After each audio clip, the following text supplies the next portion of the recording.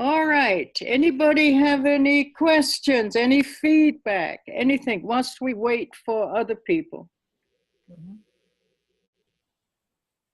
Então, alguém gostaria de fazer uma pergunta, algum questionamento, algum comentário enquanto a gente está esperando por mais pessoas?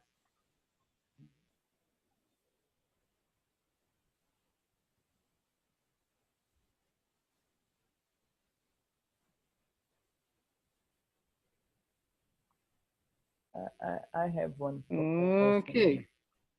You have. Good, Carla. At least one person has a question. Good. Então, a minha pergunta é o seguinte, por que nós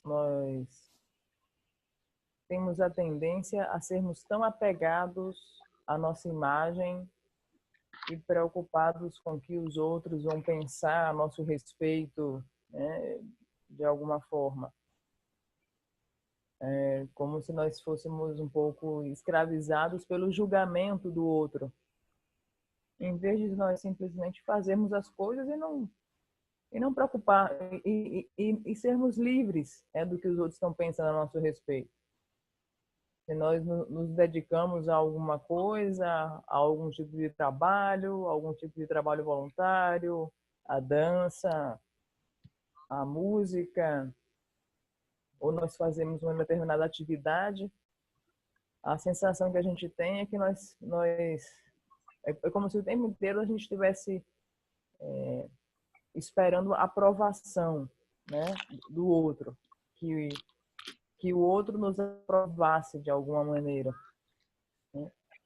E aí eu vou pedir para a Anne que ela fale um pouco a respeito disso, né? Porque nós somos tão apegados à nossa imagem, porque nós nos tornamos tão reféns do que os outros pensam a nosso respeito, ou falam a nosso respeito, ou nós nos preocupamos se alguém vai ver alguma foto nossa em algum lugar ou alguma coisa, né?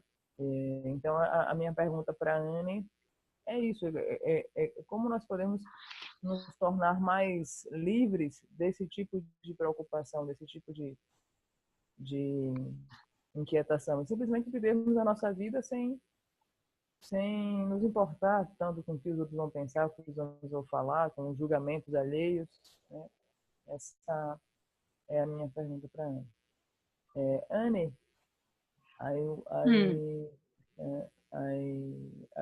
I told my question, and it's a commentary too.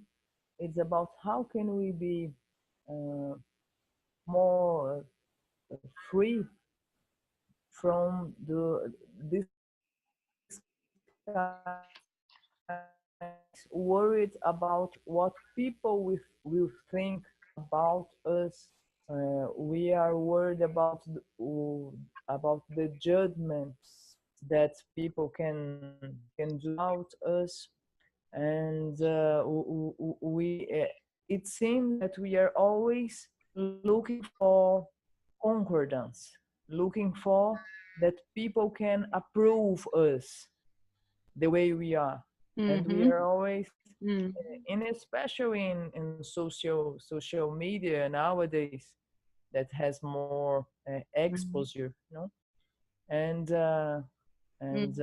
it seems to me that we need applause.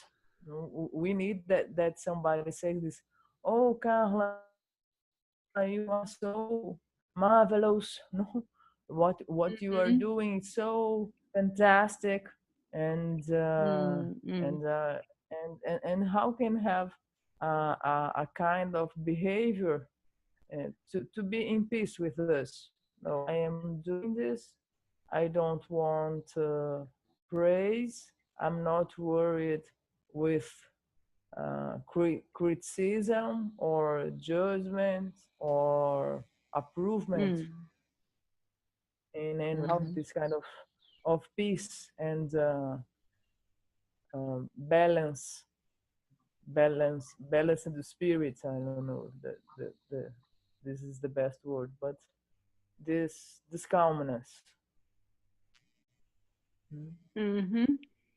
Well, you know, this it comes from our basic insecurity. We need confirmation that we exist. And so this is why we get so upset when we're criticized, and we get so elated when we're praised. And this is it just shows how weak we are. You know, one minute somebody says, "Oh, you're lovely," and the next minute somebody says, "Wow, you look terrible." Yeah. And you just go up and down like a yo-yo. You know what a yo-yo is, Carla? Yes, yes, we have the same word in Yeah. Portuguese. So, you know, just so weak, always waiting for attention. And this is why you have teachers like Zonza Kenzie who completely ignore you so that you can work with this tendency of always wanting attention. And then you can see what you're doing more clearly, because this is such a strong habit, you know, wanting praise and not wanting blame. This comes from the 8 worldly concerns, and or the 8 worldly preoccupations. And it's very hard because we have hope and fear. You know, that's the basic tendency with hope and fear. We want to feel good, we don't want to feel bad, and so on and so on. So it's really only through practice, you know, really just sitting with all the feelings that come up, no matter what kind of appearance comes up, no matter if it's a sound, a smell, a taste, or whatever, really to see more and more the true empty nature of the appearance. The more we see that, then we really don't care. We don't care about the praise. It gets weaker, this tendency of wanting praise and not wanting blame. You just really don't care, because you see that both is completely empty of substance and meaning and value. But it's only through practice that we can weaken uh, this tendency of running after what appears to be good and what appears to be pleasurable, and running away from the displeasure and the discomfort. Yeah, we have to have a little bit of courage, you know, not always trying to maintain our comfort zone, because you'll never be free if you try to maintain your comfort zone all the time. You just have to work through whatever is appearing to your senses, to your 5 senses, how you feel about whatever is appearing and what you think. You have to see that it is all empty of substance and value and meaning.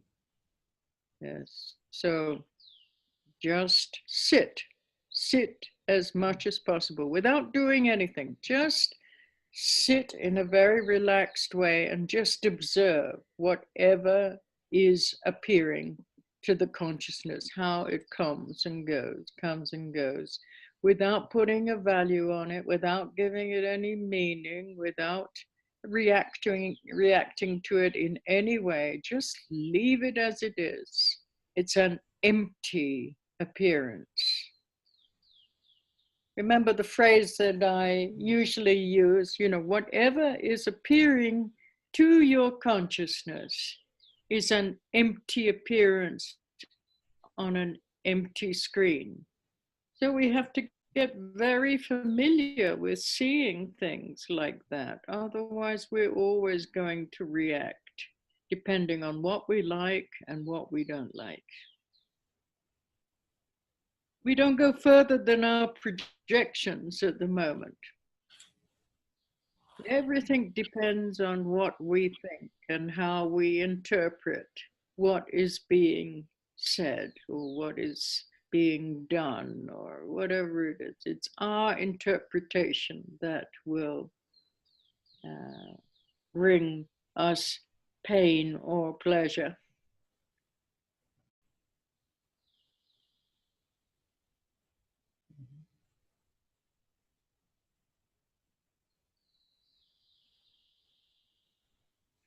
I think I told you a story before with Tinley Norbu. My stories, there's no new stories. I just keep saying the same stories over and over again.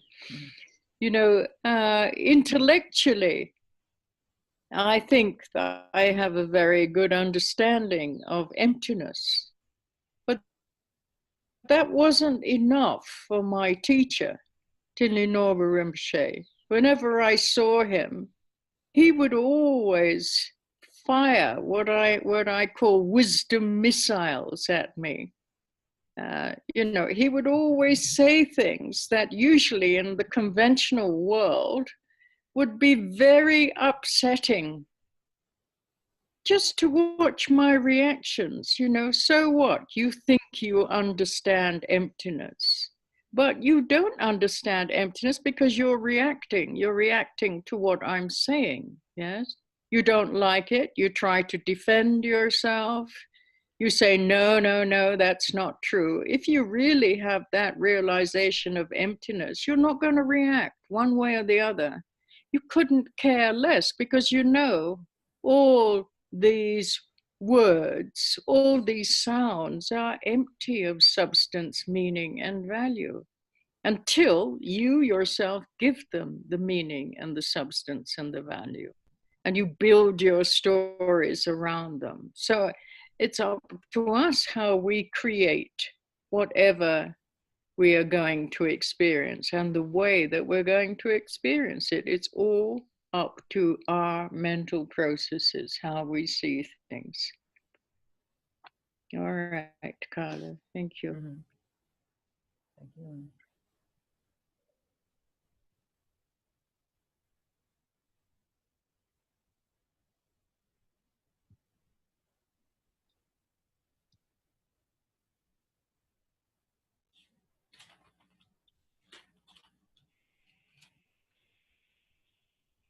Então foi perguntado para Anne por que nós temos esse sentimento contínuo de sempre estar buscando a aprovação dos outros, sempre estar preocupado com o que o outro vai pensar a nosso respeito, com os julgamentos do outro a respeito do que nós fazemos. E aí Anne explicou que essa é a nossa insegurança básica. E isso mostra o quão fraco nós somos. Porque se alguém nos diz, como você está linda, maravilhosa, então nós ficamos super felizes e super vaidosos. E se alguém um segundo depois fala, nossa, você parece horrível, tá horrível demais. E aí nós vamos pro fundo do poço. E isso mostra o quão fraco nós somos e como a nossa reação é a reação de um ioiô, que vai e volta, sempre fracos, sempre frágeis. E é muito interessante que o Dzongsa Khyentse Rinpoche, ele te ignora completamente. Ele ignora os alunos dele assim completamente e ele observa a reação deles o que se vê é que nós temos esse comportamento de estar o tempo inteiro sedentos por atenção.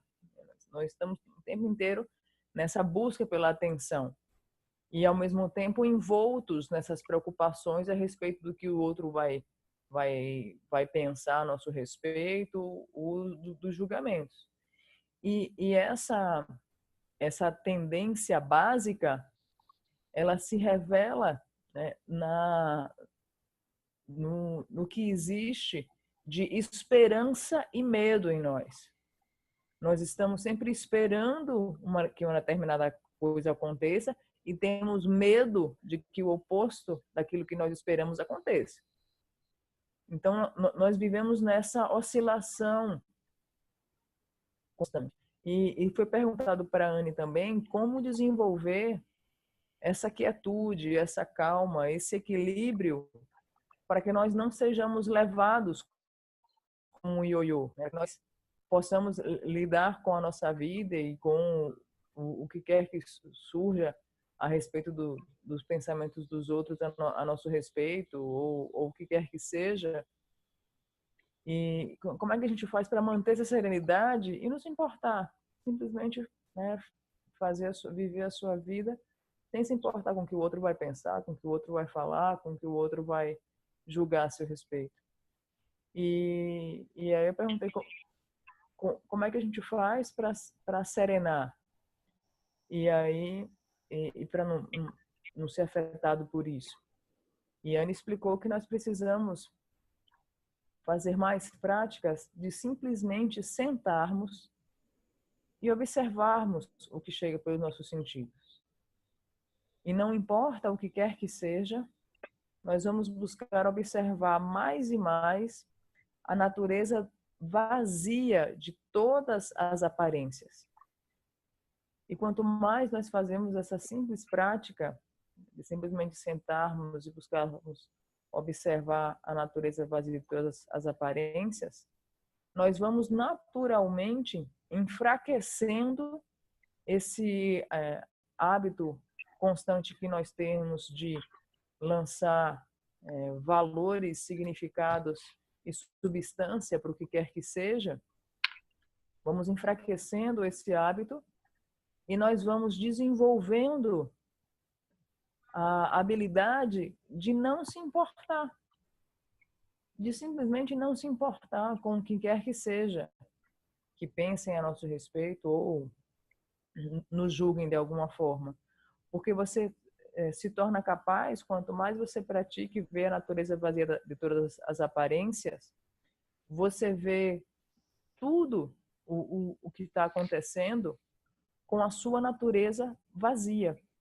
Seja um elogio ou seja uma crítica.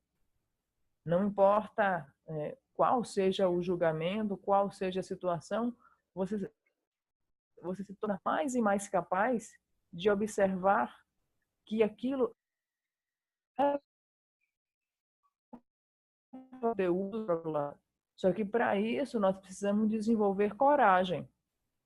Coragem de nos sentarmos, de observar essa natureza vazia das aparências. Coragem para nos dedicarmos para isso. E nós precisamos compreender também que o que nós estamos fazendo, de uma maneira geral, é que nós estamos tentando manter a nossa zona de conforto. Estamos constantemente procurando sempre oscilar nesse jogo de esperança e medo, sempre buscando aquilo que vai nos proporcionar prazer e fugindo e repelindo aquilo que vai nos proporcionar algum tipo de desconforto. Então, nós tentamos constantemente manter essa zona de conforto.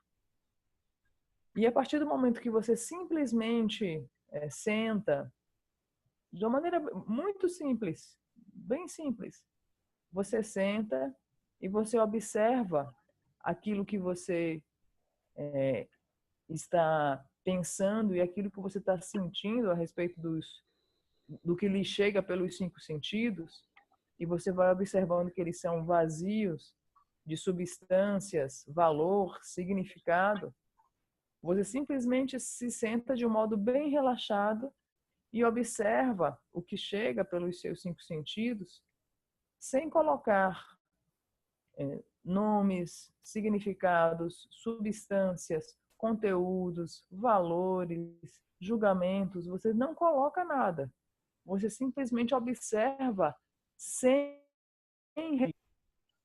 se envolver com nada, sem criar histórias a respeito daquilo. Você simplesmente observa, sem reagir. E como eu já mencionei antes, né, você se diz, é uma aparência vazia. Como eu já falei anteriormente, é uma aparência vazia em uma tela vazia. E é com isso que nós precisamos desenvolver coragem para tentarmos cada vez mais ficarmos familiarizados com esse novo modo de ver. Porque, na verdade, tudo depende de como nós pensamos e como nós interpretamos aquilo que está nos chegando pelos sentidos. Tudo depende de como nós pensamos e interpretamos o que está sendo dito, o que está sendo apresentado. E observarmos que como nós pensamos e como nós interpretamos gera essa sensação de que algo nos traz dor ou de que algo nos traz prazer. Eu já falei para vocês há um tempo atrás a respeito de um ensinamento que o Thich Nhat Rinpoche passou para mim na época, e que intelectualmente eu tinha a compreensão, né, do ensinamento a respeito da vacuidade. Intuitivamente eu sabia, intelectualmente, mentalmente, eu compreendia isso. E como eu falo, né, o Thich Nhat me lançava mísseis, né, de sabedoria, né? E só de ele olhar a minha reação, ele percebia que eu não tinha que a minha compreensão sobre a vacuidade naquele momento era muito era altamente intelectual, mas em termos práticos ela não se revelava. Por quê? E ele explicava para mim, olha, você está reagindo, né? Você simplesmente reage diante do que eu digo. E diante do que eu digo, o que é que você faz? Você vê que são palavras e sons vazios, ou você imediatamente você fica se defendendo, reagindo, não é isso não, eu não concordo com o que você está falando não e tal. Como é que você está reagindo? Então, se nós compreendermos que todas essas palavras e esses sons que chegam até nós, eles são vazios, eles não têm valores, não têm substâncias, não têm significados de seu próprio lado, e se nós compreendemos que o que quer que seja que estejamos experienciando e o modo como nós estamos experienciando depende de como nós pensamos a respeito daquilo e depende de como nós interpretamos tudo aquilo que nos chega pelos 5 sentidos. Então, desse modo, nós teremos uma postura mais equilibrada e mais serena e não nos importaremos com o que quer que estejam falando a nosso respeito ou nos julgando ou qualquer outra coisa. That's it, Annie. Yes, in general, we are full of expectations. We have ideas of what we want and what we don't want. And this makes us very easy to manipulate. You know, it's very easy for me to make you happy or sad. Very easy. I just have to do certain things or say certain things because I understand how your tendencies, how your habits work. And so, you know, just in a matter of seconds, I can make you happy or I can make you really unhappy. And we don't want to be like that. We don't want to be imprisoned in our habits and tendencies. We're trying to free the mind of its limitations, not generate more and more conditions for more and more suffering and pain in our lives. So once we understand what we're doing, then slowly we can weaken these habits and tendencies, and finally we can eliminate these habits and tendencies. So it doesn't really matter what people say to us or what people do.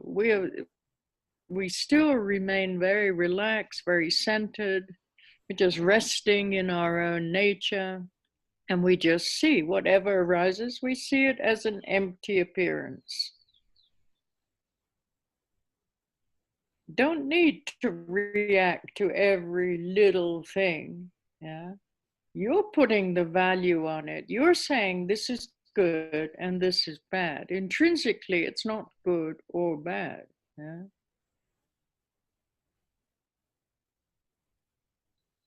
Okay, Carla. Uhum.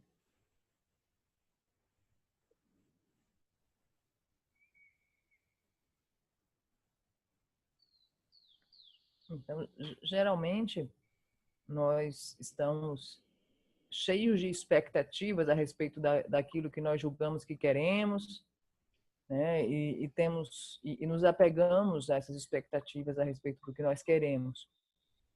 De maneira que fica muito fácil, muito fácil para mim manipular, né, o estado de espírito de vocês, manipular vocês.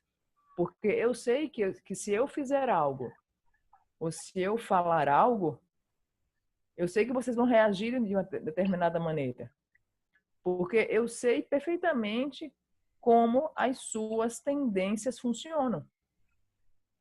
Em uma questão de segundos, eu falando alguma coisa, eu fazendo alguma coisa, imediatamente vem uma reação de vocês. Então, assim eu observo que vocês não estão vendo a natureza vazia das aparências. E nós precisamos compreender que nós estamos extremamente aprisionados nos nossos hábitos e tendências neuróticos.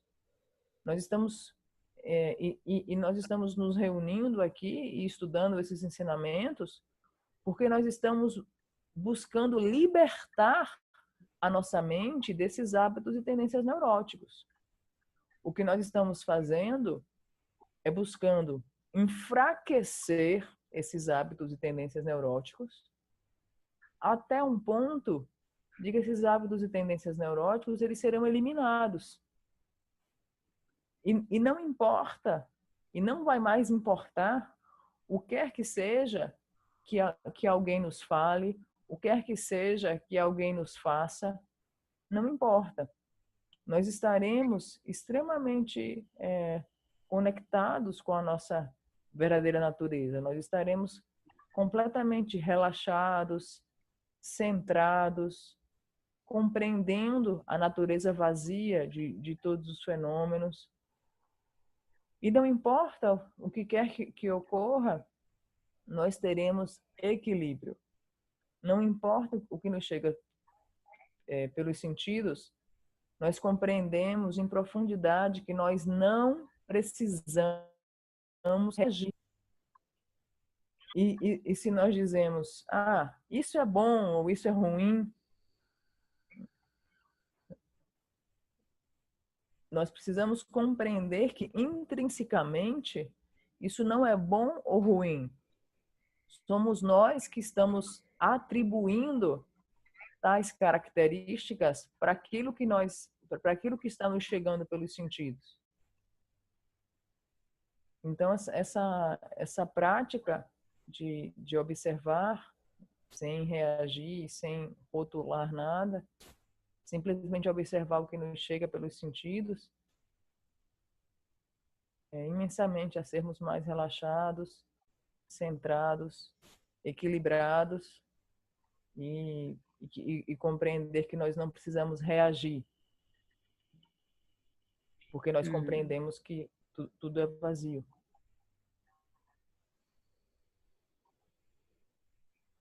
Yes, we need to practice, every day. Practice means familiarity. So we need to become really familiar with just being able to leave things as they are without always interpreting, putting values on, running after, running away. We put fuel on the fire constantly. If we don't put fuel on the fire will go out. But we're just so habituated to reacting in certain ways when we hear or see something that it's very hard for us to just leave it as it is. So we need to practice every day. Just sit. But you sit. When you sit with a carefree attitude. You don't sit, full of expectations that you're going to get something from sitting. Just the fact of just being there, being present, whatever arises is your practice. You don't care what arises because it's all an empty appearance. It's not like some appearances are empty and others are not. All appearances, whatever arises to your senses, is empty of content, meaning, and value. And this is what you have to become familiar with. So then the tendency to react becomes weaker and weaker, and we can just leave it as it is. We can just sit in a very relaxed way, very present with whatever is arising. Takes practice, takes familiarity. We are not familiar with this way of seeing. We are only familiar with our conditioned reactions.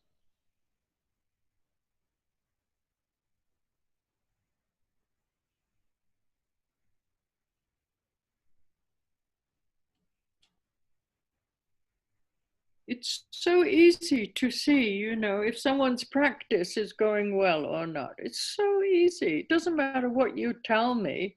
Oh, I can sit for 3 hours. It doesn't mean anything. It really doesn't mean anything. Yeah. It's how you react to what's happening in your daily life. That is the test.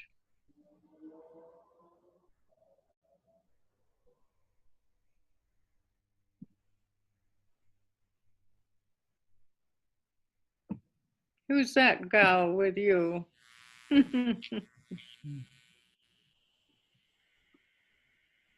Quem é essa pessoa com você, Gal?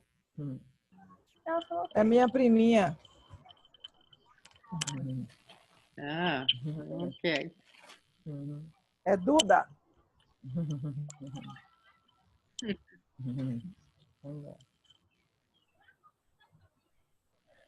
Então, nós precisamos de prática, precisamos de meditação. Lembrem-se que a palavra meditação significa familiarização. Significa deixar de ficar, significa deixar as coisas como estão. E parar de ficar o tempo inteiro atribuindo valores, conteúdos, significados para aquilo que nos chega pelos sentidos. Se nós observamos o que estamos fazendo, nós veremos que nós estamos apenas colocando combustível na fogueira, apenas acrescentando lenha à fogueira. E esse é o nosso hábito mecânico. Nós estamos tão familiarizados e tão habituados a reagir que fica difícil deixar as coisas como são. Fica difícil deixar ir. Quando você sentar para a sua prática, quando nós nos sentarmos para a nossa prática, nós precisamos sentar de uma maneira bem serena, de uma maneira completamente despreocupada, sem querer controlar nada e sem nenhum tipo de expectativa. Eu vou sentir tal e tal coisa, ter tal e tal reação. Não, a gente simplesmente senta despreocupadamente, sem querer controlar nada, sem expectativas. E vamos buscar observar que tudo, o que quer que surja é vazio.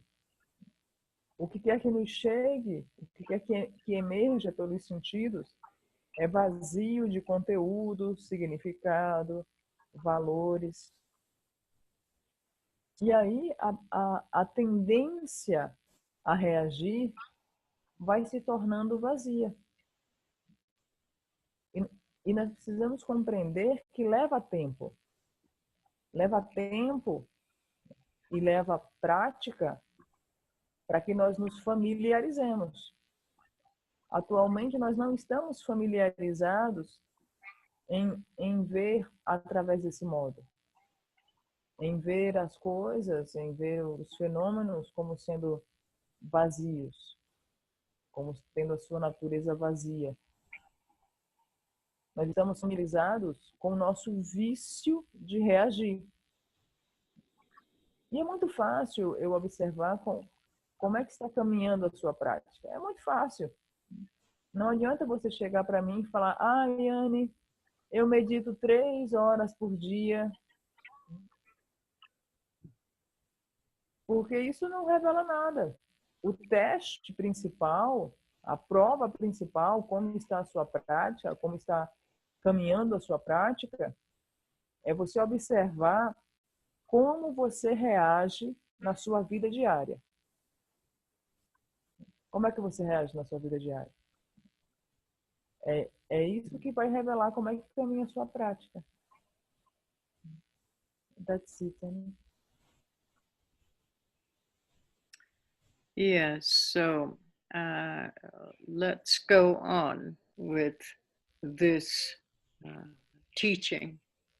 Now, what we're doing is we're talking about the key or the key essential points of what we call the Theravada tradition, or it's sometimes called Shravakayana. I don't like the terminology Hinayana because it just doesn't, when you translate it, it doesn't really communicate so well.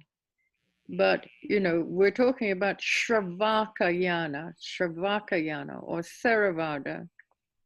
We're talking about Mahayana and Vajrayana, but particularly we're talking about the Shravakayana vehicle or the Theravada vehicle, which are the original teachings that the Buddha gave 2,500 years ago.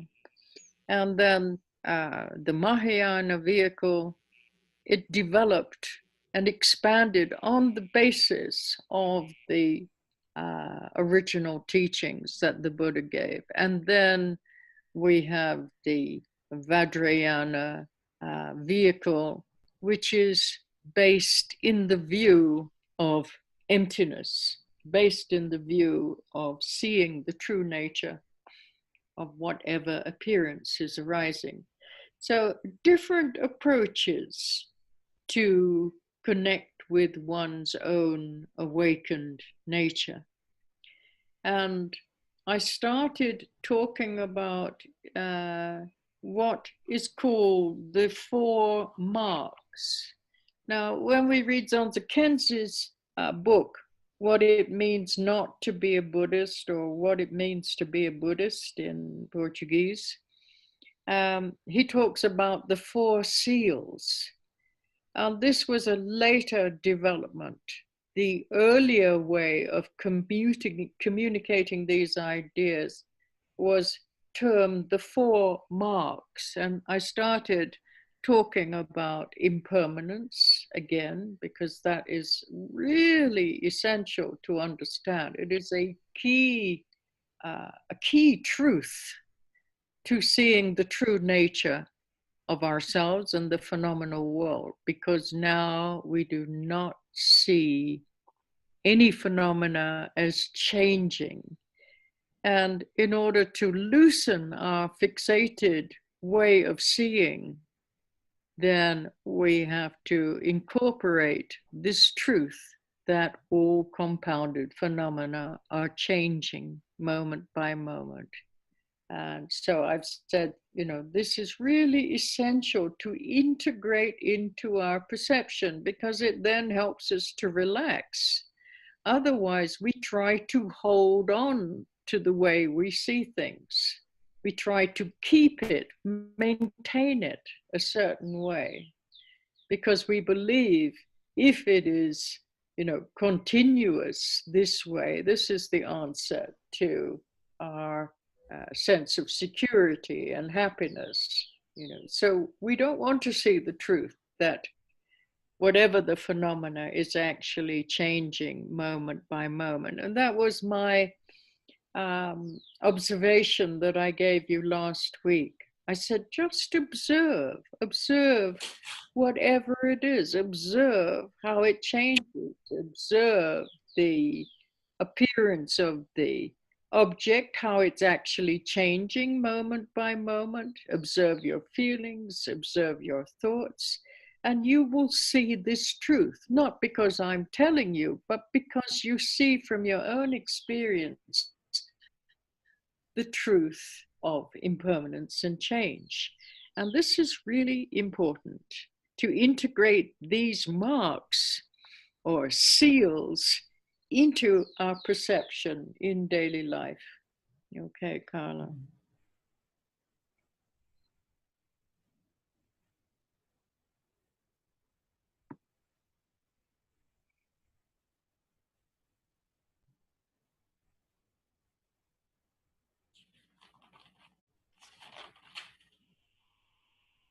Então, o que nós estamos fazendo aqui?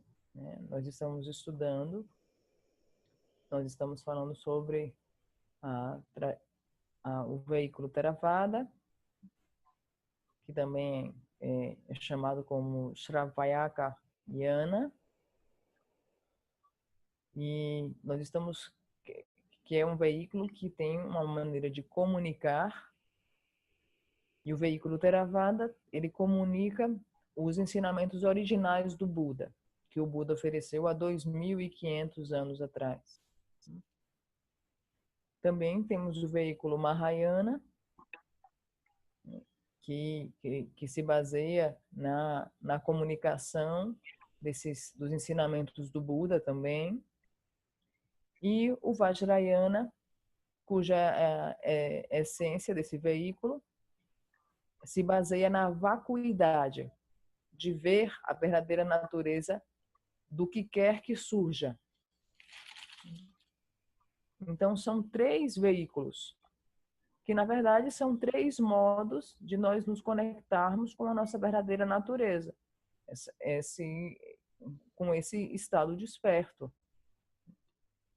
O Dzongtsa Khyentse, na obra O que é ser budista, ele comunica o que nós chamamos de 4 selos, ou o que se chama também de 4 marcas. E ele ensina que nós precisamos integrar esses selos na nossa percepção, na nossa vida diária. O primeiro desse selo, a primeira dessas chaves é a impermanência.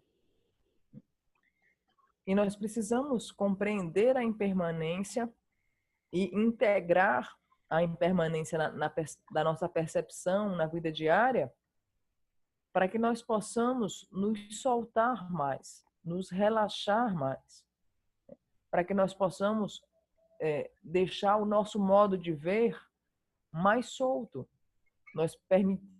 nós possamos compreender e integrar na nossa percepção que todos os fenômenos compostos, eles estão mudando de momento a momento.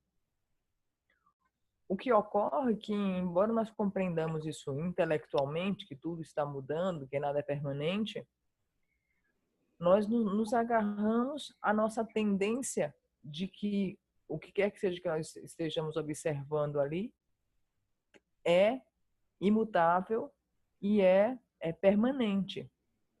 E o nosso impulso é nós nos agarrarmos àquilo e tentarmos manter aquilo daquele jeito, porque nós acreditamos que se aquilo permanecer daquele jeito,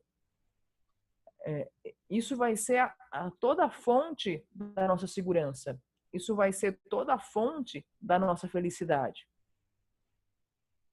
E como eu mencionei para vocês, né, a respeito da tarefa que eu passei para vocês, simplesmente observem o que quer que esteja acontecendo na sua vida, observe o que quer que esteja chegando pelos seus sentidos, observe que o que quer que seja,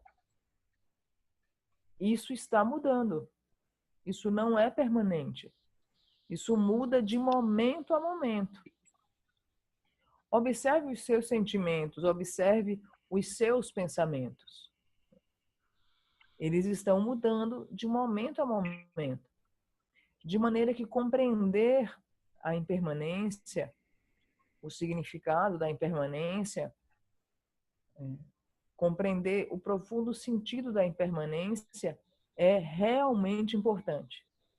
E é realmente importante, além de nós compreendermos isso, é muito importante nós integrarmos esse selo e os demais selos, essas demais marcas, na nossa percepção, na nossa vida diária.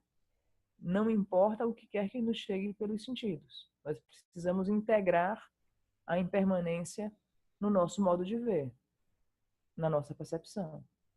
That's it, Annie. Yes, with these marks or seals, what we're doing is we're not introducing just some ideas to entertain us. We're introducing certain truths into our perception, truths that we do not assimilate in the way we see life. And because we don't see what is unconditioned, and we don't understand what we mean by conditioned existence or relative truth. We don't understand either aspect of truth, the ultimate or the unconditioned, and the conditioned, which is relative. So these seals or marks is really to realign our perception with the truth of the phenomenal world, both in its unconditioned aspect and in its conditioned appearance. So if we do not integrate these truths into our perception, then it's very hard to see the true nature. And it's very hard to be free because we are ignoring the truth all the time. And because we're ignoring the truth, then we act out of confusion. And this confusion generates so much suffering in our life, which is totally unnecessary if we align our perception with the true nature of the phenomena, of what is actually happening, which is quite different from what we think is happening. Okay, Carla. Mm-hmm.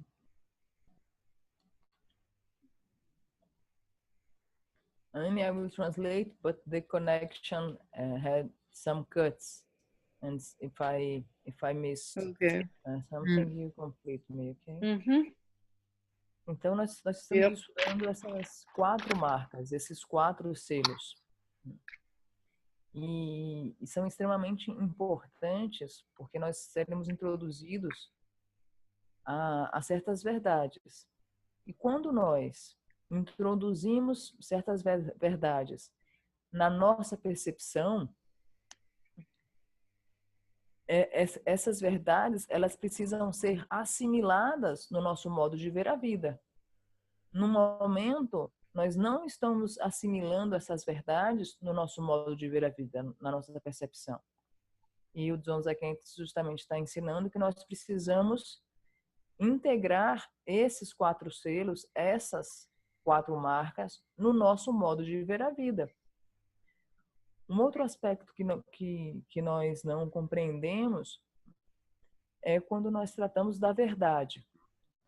Nós precisamos compreender que há 2 aspectos da verdade. O que é chamado de verdade definitiva, verdade última, verdade não condicionada, e o que nós chamamos de verdade relativa ou de verdade condicionada. Se nós não integramos na nossa percepção esses 2 tipos de verdades, vai ficar muito difícil porque nós estamos ignorando a verdade. E quando nós ignoramos a verdade, a consequência é que nós meramente exibimos a nossa confusão. E mais exibindo a nossa confusão, mais e mais essa confusão causa todo tipo de sofrimento em nossas vidas. E o que nós precisamos fazer é alinharmos essas verdades na nossa percepção. Alinharmos essas verdades ao nosso modo de ver. Nós precisamos compreender que o que quer que esteja acontecendo não é a verdade absoluta. O que é que esteja acontecendo, ele surge com o que nós pensamos a respeito do que está acontecendo, com o que nós interpretamos a respeito do que está acontecendo. Não significa que o que nós pensamos e o que nós interpretamos é a verdade acerca daquilo. That's it, honey. Yeah, if we ignore the truth, this is the meaning of ignorance, to ignore the truth, either consciously ignore or unconsciously ignore. But that's what we're doing constantly. We are ignoring the truth. And this is why we are recreating an illusory way of seeing for ourselves, which only generates suffering, because we are ignoring the truth. So, though intellectually we may hear everything is impermanent, everything is subject to change, that's not the way we see. We see everything as unchanging. When a certain feeling comes up, if we have a negative feeling, we think it's going to go on forever. If we have pain, it's going to go on forever. It's not changing. It's not possible to change. When we see a person, we see the person in a certain way, and we ignore the possibility of change. And then we put judgment values on that person as being a certain way. And yet at any moment when conditions change, that person can also change. Yeah, it's just we are freezing. We're freezing our perception. We are not allowing flexibility.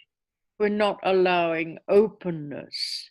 We're not allowing transparency, because we're constantly creating something solid, fixed, frozen in time and space, because we are ignoring these truths. So I'm not asking you to believe me, like blind faith. I'm not saying because I'm saying this, you have to believe me. No. What I'm saying is look, examine, look at your own experience of no matter what is happening in your life, and learn from your own experience. See the truth in whatever you perceive. And then you will have confidence. Yes, this is the way it is. If it has a beginning, it will have a middle and an end. Okay, Carla. Mm-hmm.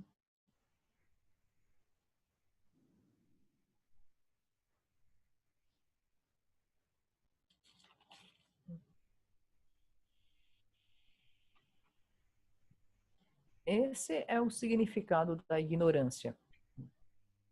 Você ignora a verdade. E é pelo fato de nós ignorarmos a verdade é que nós estamos recriando o modo ilusório de vermos a nós mesmos. Nós estamos recriando a ilusão porque nós ignoramos a verdade. Intelectualmente, nós compreendemos, tá bom, impermanência, tudo é impermanente, tudo está constantemente mudando, nada é fixo e imutável.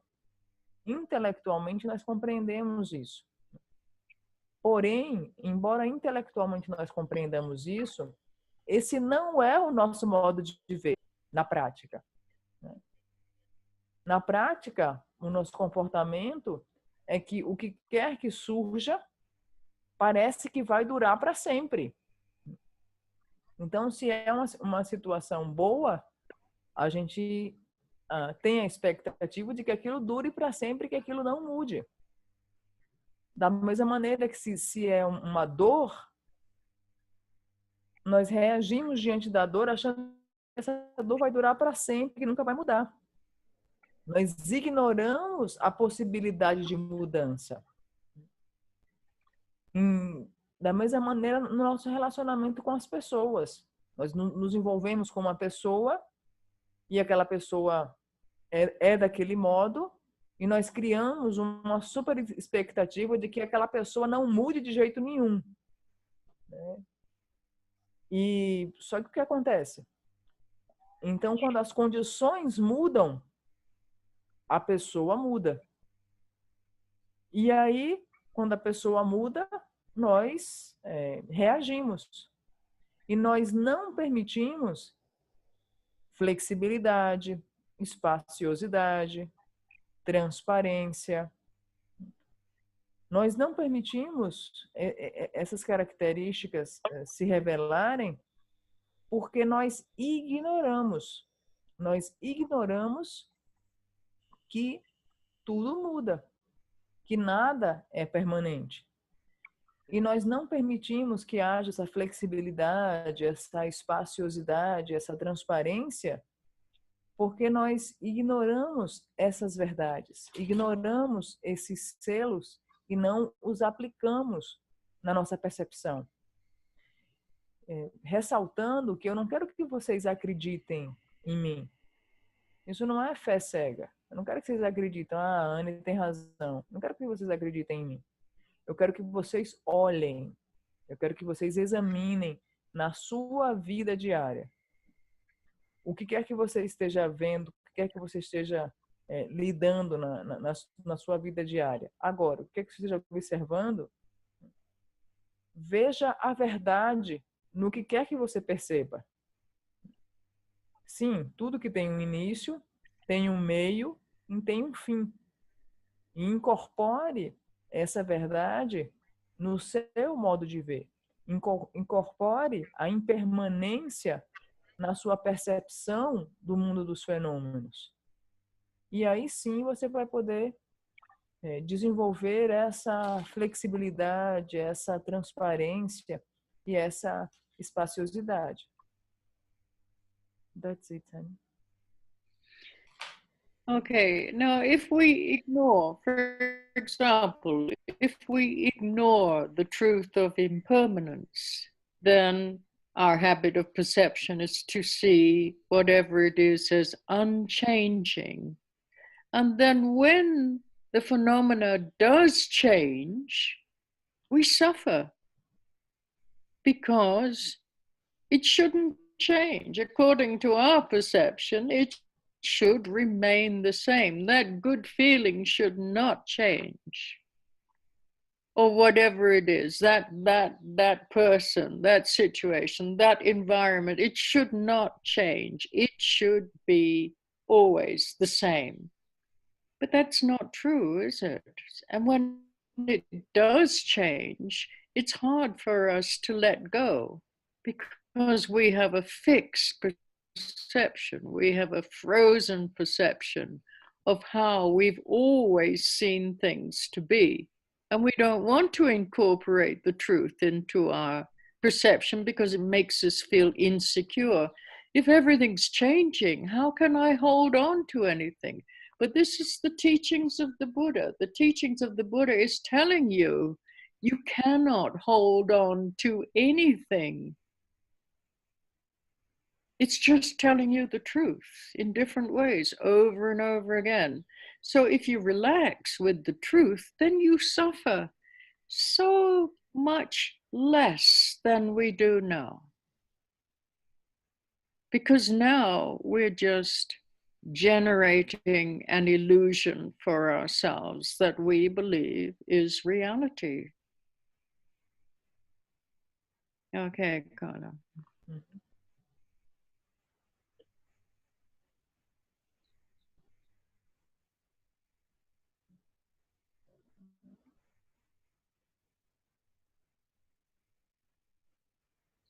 Se nós ignoramos a impermanência, o nosso hábito de percepção é não mudar.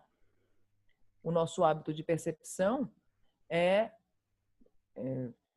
perceber as coisas como algo imutável e algo permanente, fixo.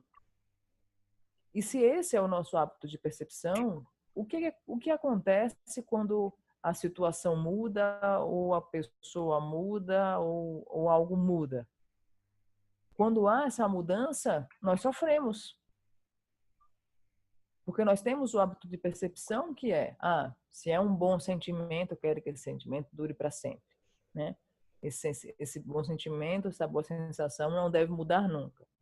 Essa pessoa é assim e ela não deve mudar nunca. A situação é assim e essa situação não deve mudar nunca. O ambiente é assim e esse ambiente deve permanecer assim para sempre. Então, o nosso hábito de percepção é ver as coisas dessa forma, como fixas, como permanentes, como imutáveis.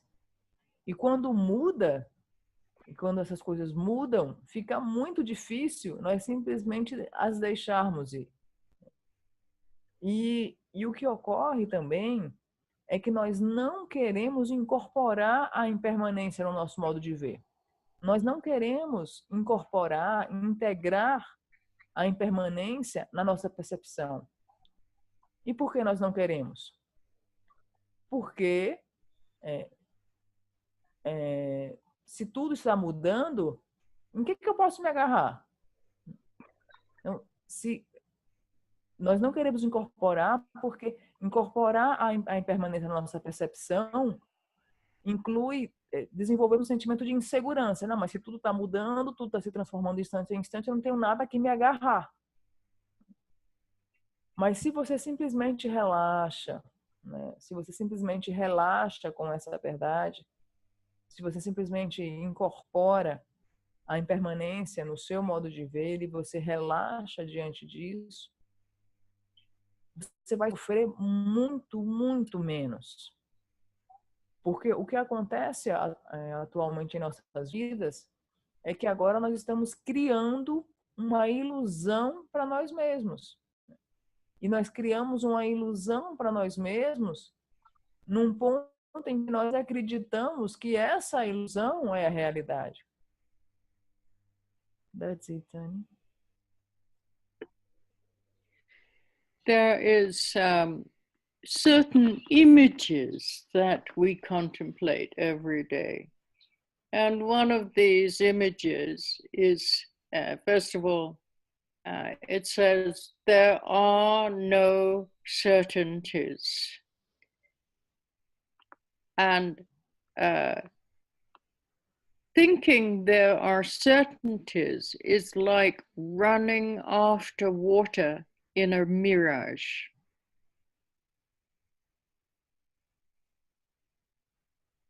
Okay, so these images it helps you understand what we're doing, the futility of what we're doing. We believe in something that is not true, that we're going to get certain results from putting certain things together. We're going to get those kind of results, but it's not certain, because conditions are always changing. There's no guarantees that we're going to get what we want. So this is like running after water in a mirage. How futile is that?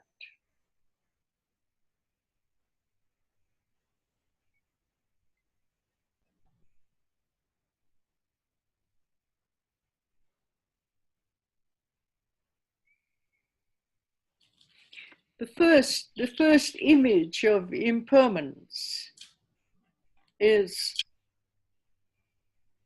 impermanence is like bubbles on the surface of water. That's all it is, you know, the appearance. It appears and then it dissolves, and then another appearance arises, then it dissolves, just like a bubble. No substance whatsoever. It appears to be something.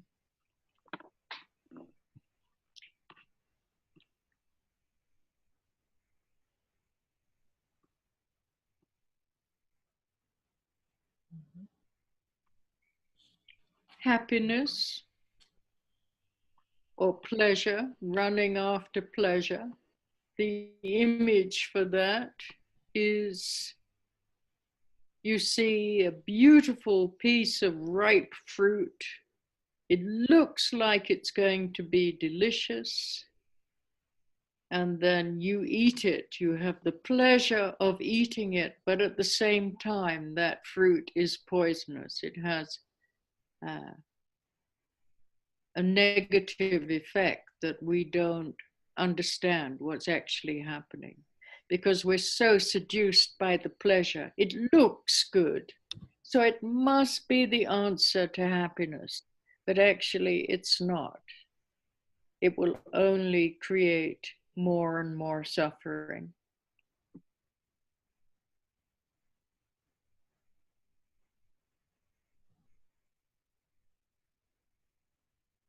So these kind of contemplations, you know, I do every day, yeah, just so that I don't forget these truths, because it's so easy to forget.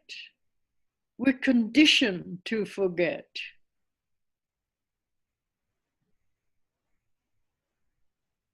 We're conditioned to be seduced by an illusion, yeah?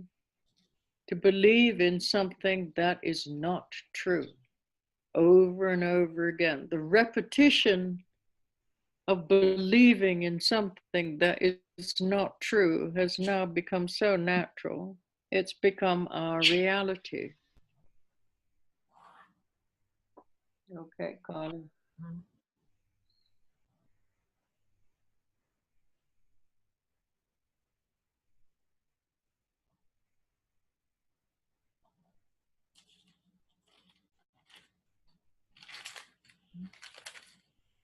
Há certas imagens que nós podemos contemplar todos os dias.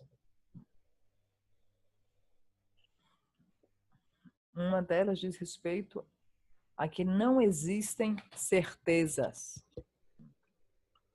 E pense em certezas como em correr atrás da água em uma miragem. Nós visualizamos uma miragem e vamos correndo atrás daquela água achando que aquela água está ali. Essa imagem, ela revela a futilidade do que nós estamos fazendo. Revela que nós estamos fazendo determinadas coisas, querendo certos tipos de resultados e acreditamos que nós alcançaremos aqueles resultados. Porém, na verdade, não existe garantia nenhuma de que nós alcançaremos aqueles resultados. Porque condições podem mudar. E o que acontece é que nós não estamos vislumbrando que as condições podem mudar. E isso é extremamente fútil. Nós estamos nos comportando como alguém que está correndo atrás da água que vê em uma miragem. No que diz respeito ao primeiro selo da impermanência, nós podemos visualizar a imagem de que impermanência é como bolhas na superfície da água. Ela simplesmente aparece e se dissolve. Ela parece ser algo que está ali, mas no segundo seguinte ela desaparece. Então, essa é uma outra imagem que podemos contemplar. Uma terceira imagem diz respeito à felicidade e prazer. Nós estamos constantemente correndo atrás do prazer acreditando cegamente que aquilo vai nos trazer a felicidade que nós almejamos. Então, isso pode ser observado na imagem de que nós estamos vendo uma fruta madura, maravilhosa, linda, cheirosa, que parece ter um sabor sublime. Só que, na verdade, essa fruta, ela está envenenada. E ela tem esse efeito negativo. Parece ser boa, parece ser a resposta para a nossa felicidade, mas só cria mais e mais sofrimentos. E é assim como nós nos comportamos na nossa vida, correndo atrás dos prazeres, parecendo que aquilo vai ser a resposta para a nossa felicidade, quando na verdade só estamos criando mais e mais sofrimentos.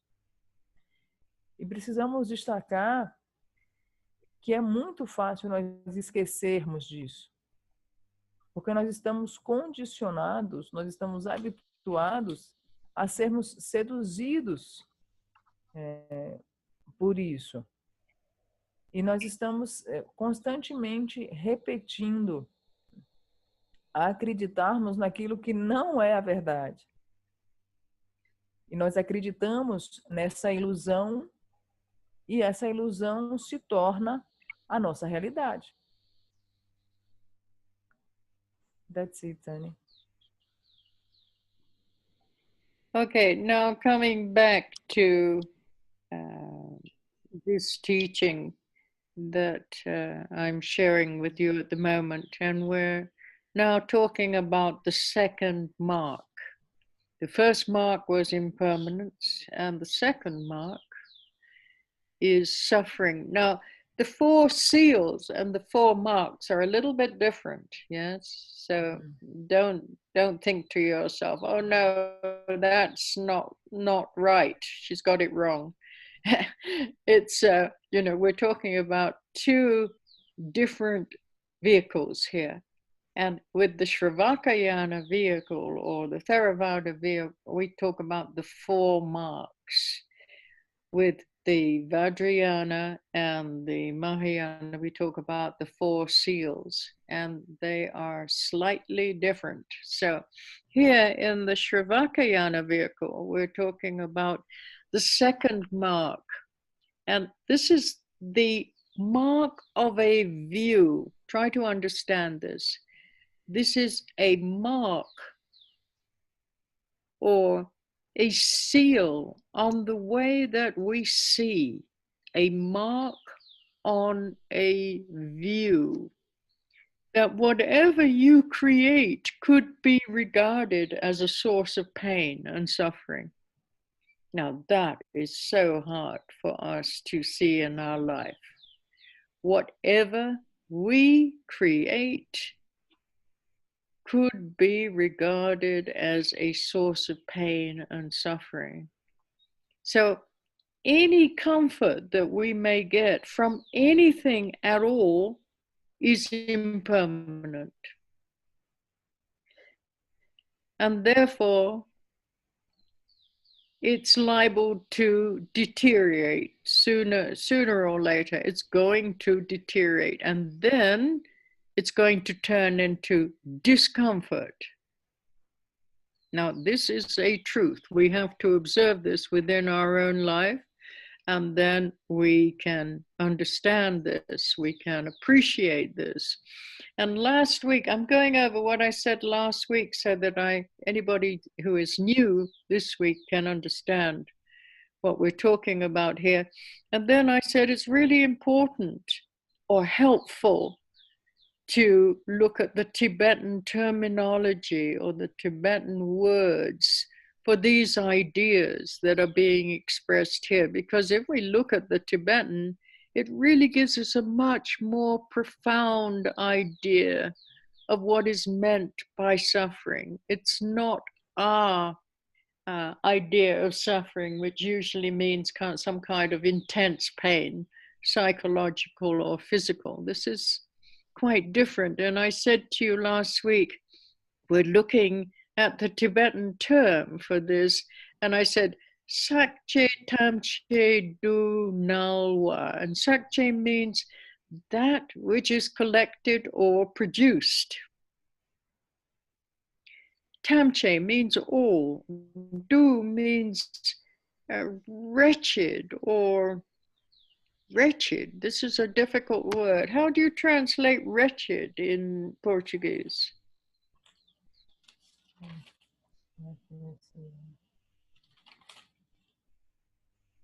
Wretched is usually something really negative. It's like just a terrible situation. You feel wretched.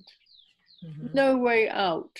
Wretched. It's like so bad, so negative, so hopeless.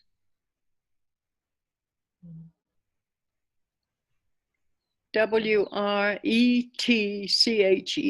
wretched.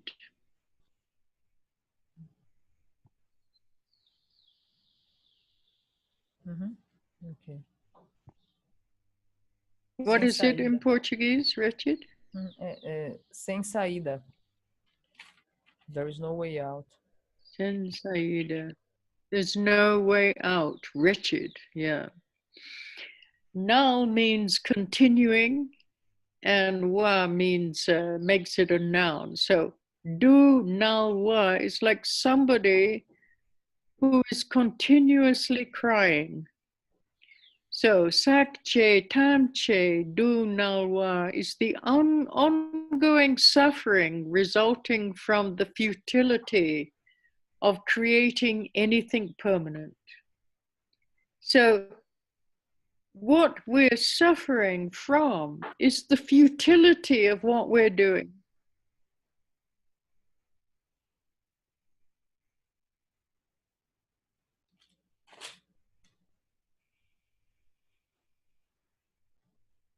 Because we're constantly, in our mind, we're constantly creating something permanent to hold on to. And this is the cause of our suffering.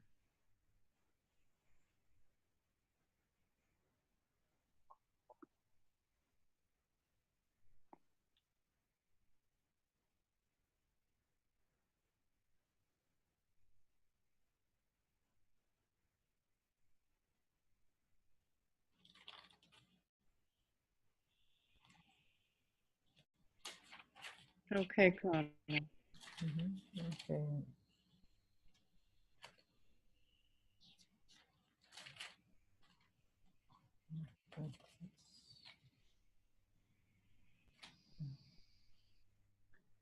Então, voltando para o ensinamento, o primeiro selo, o marco é a impermanência. E alguns de vocês podem estar dizendo, mas 4 selos e 4 marcas não são as mesmas coisas, né? É que a maneira como nós estamos apresentando é que no caminho Shavayakayana, né, se diz 4 marcas. Já no veículo Mahayana se diz 4 selos. E o primeiro deles é a impermanência. O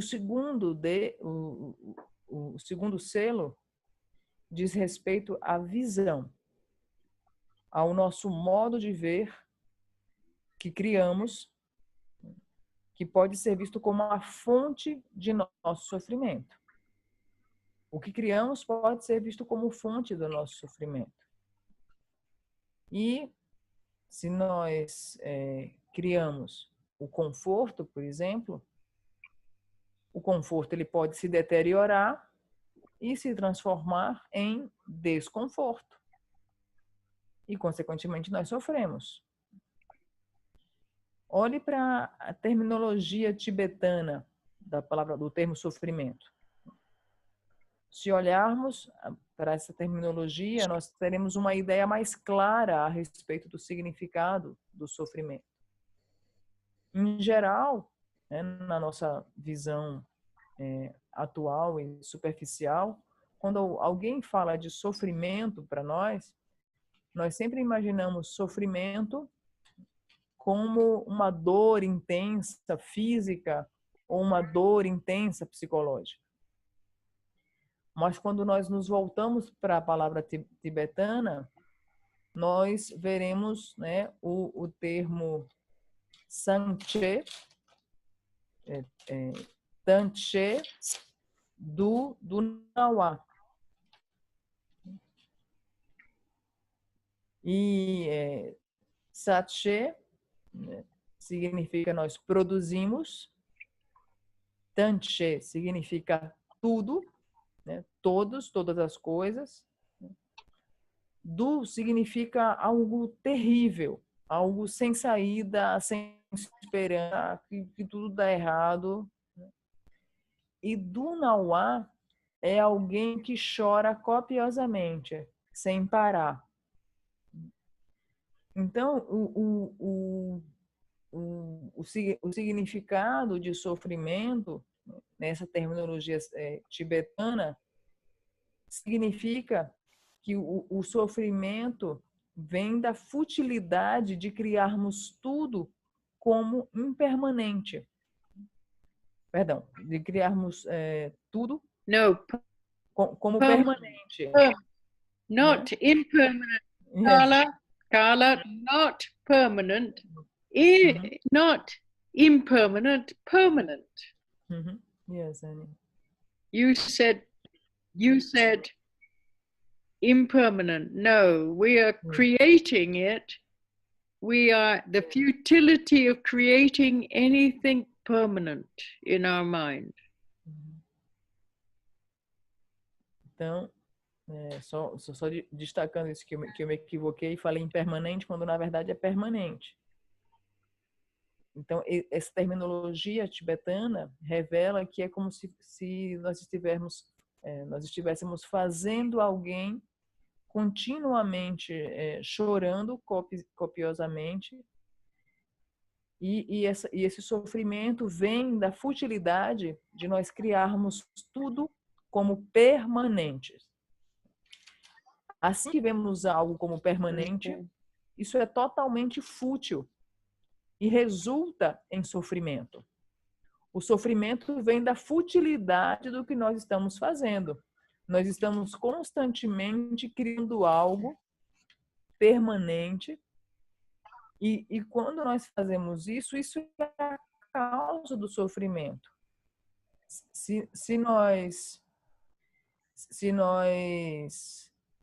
vemos o que quer que seja como permanente, isso é totalmente fútil. E isso só vai gerar sofrimento nas nossas vidas. That's it. Okay, so we're trying to create something that is not true. It's totally futile what we're doing. So then we suffer. Now, when we look at pain, if we look at pain, pain cannot exist by itself. It exists if you've produced a comfortable situation with the idea that such perfection of comfort will continue. Yeah. And this is what we do. We create something and then we feel comfort from whatever it is that we've created. And then we want to hold on to the comfort. We want it to continue. But then you begin to have second thoughts about that, or your comfort dissolves even before you have a second thought. So again, pain is based on the expectation that things will last continuously, although the truth is at any moment it can change, at any moment. So then anything that is produced is subject to pain.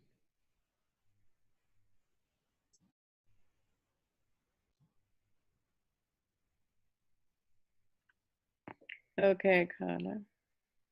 Uhum.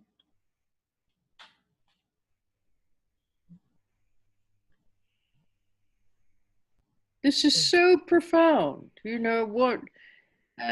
It's just so profound. We really have to think about this. Not once, not twice, but over and over again. You know, what is being said here? What does it mean? How does it apply to my life? How am I generating suffering for myself? Because of my view is incorrect. The way I see life is incorrect. The suffering is not coming from something external. It's coming from the way that I see, the way that I interpret what's happening in my life.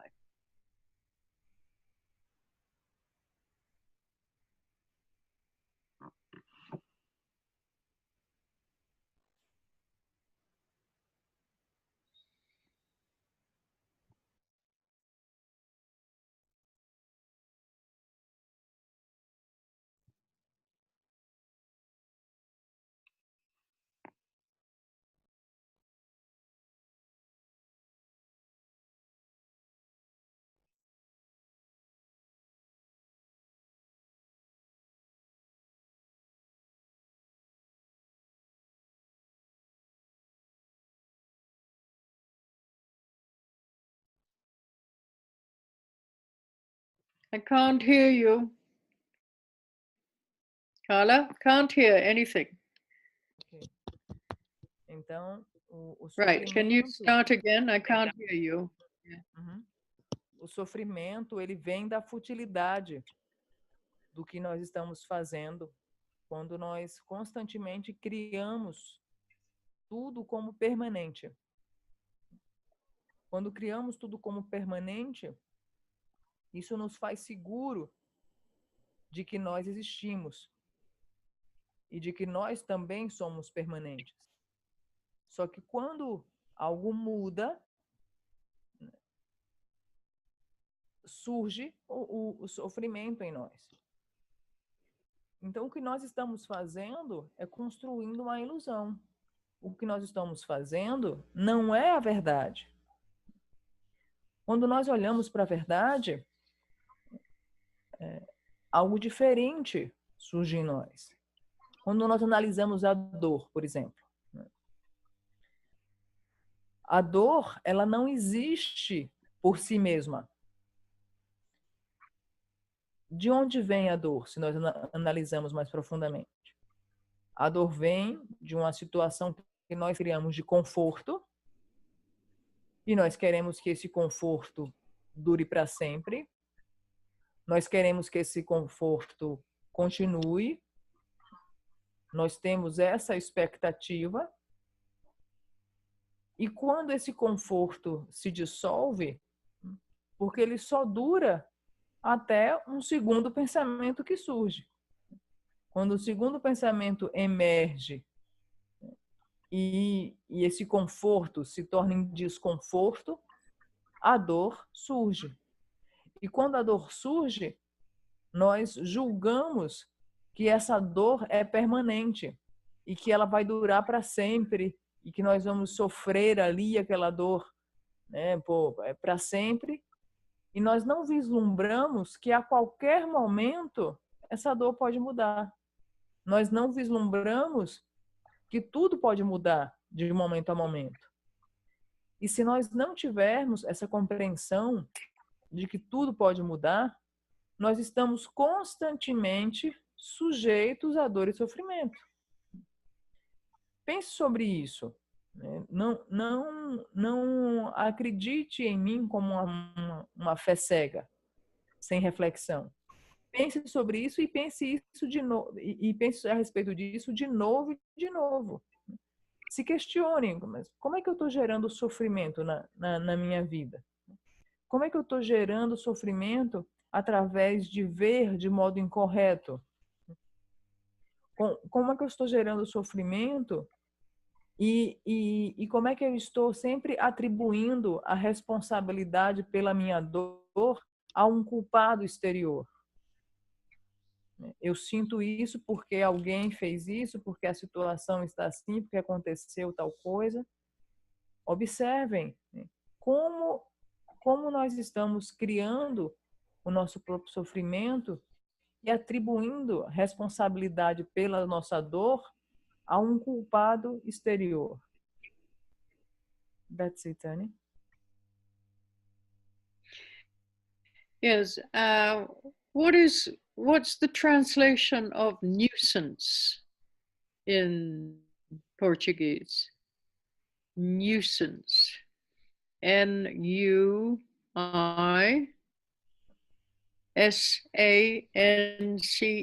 Nuisance. S-A-C-E.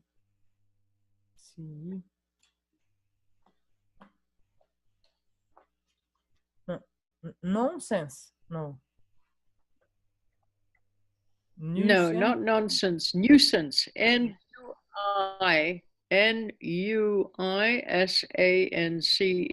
Nuisance. Let me see here. João Gabriel, se quiser, se você entendeu, pode falar. Ou outra, Betina. Não, nunca ouvi falar não, Carla. Eu achei que fosse nonsense, mas não tenho nada em mente. Uhum. É N-U-I, Nuisance. N-U-I, No,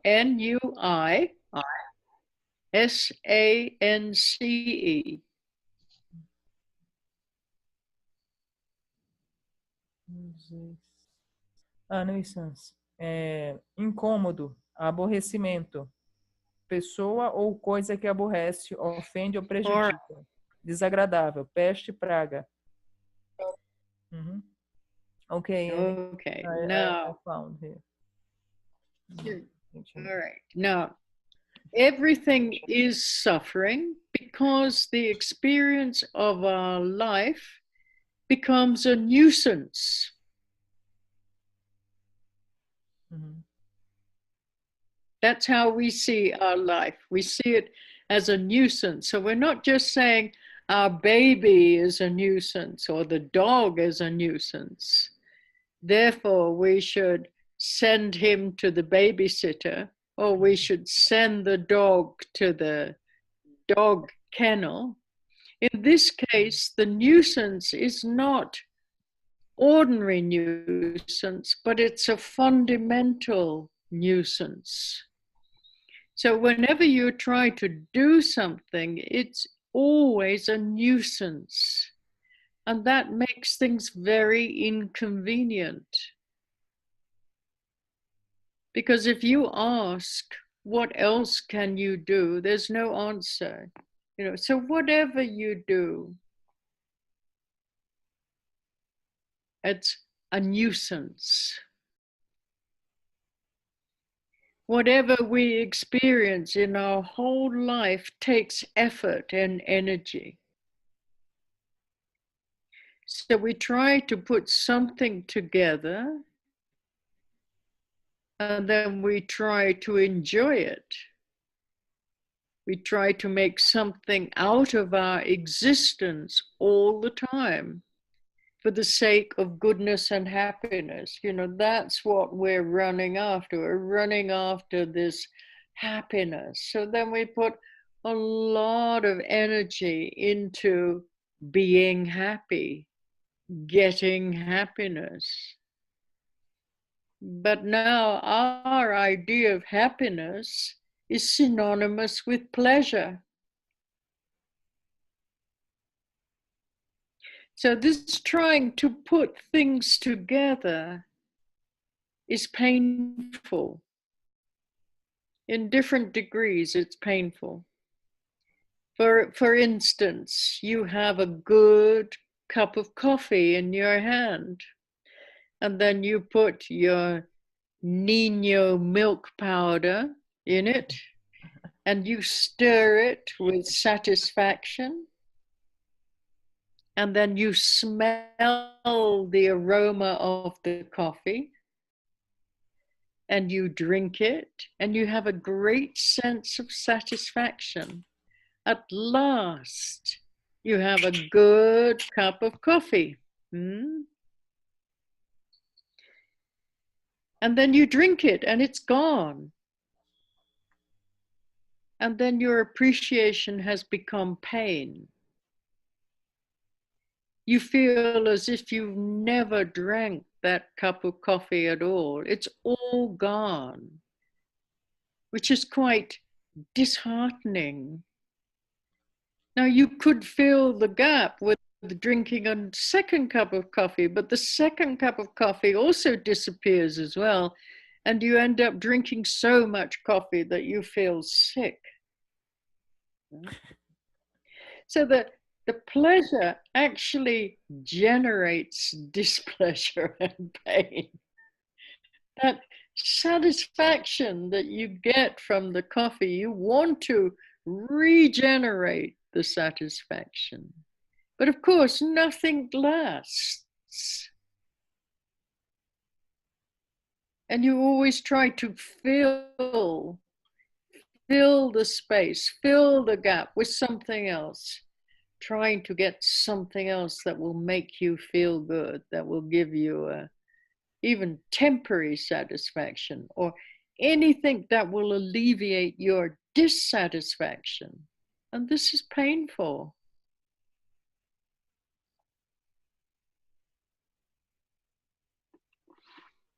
Okay, Carla.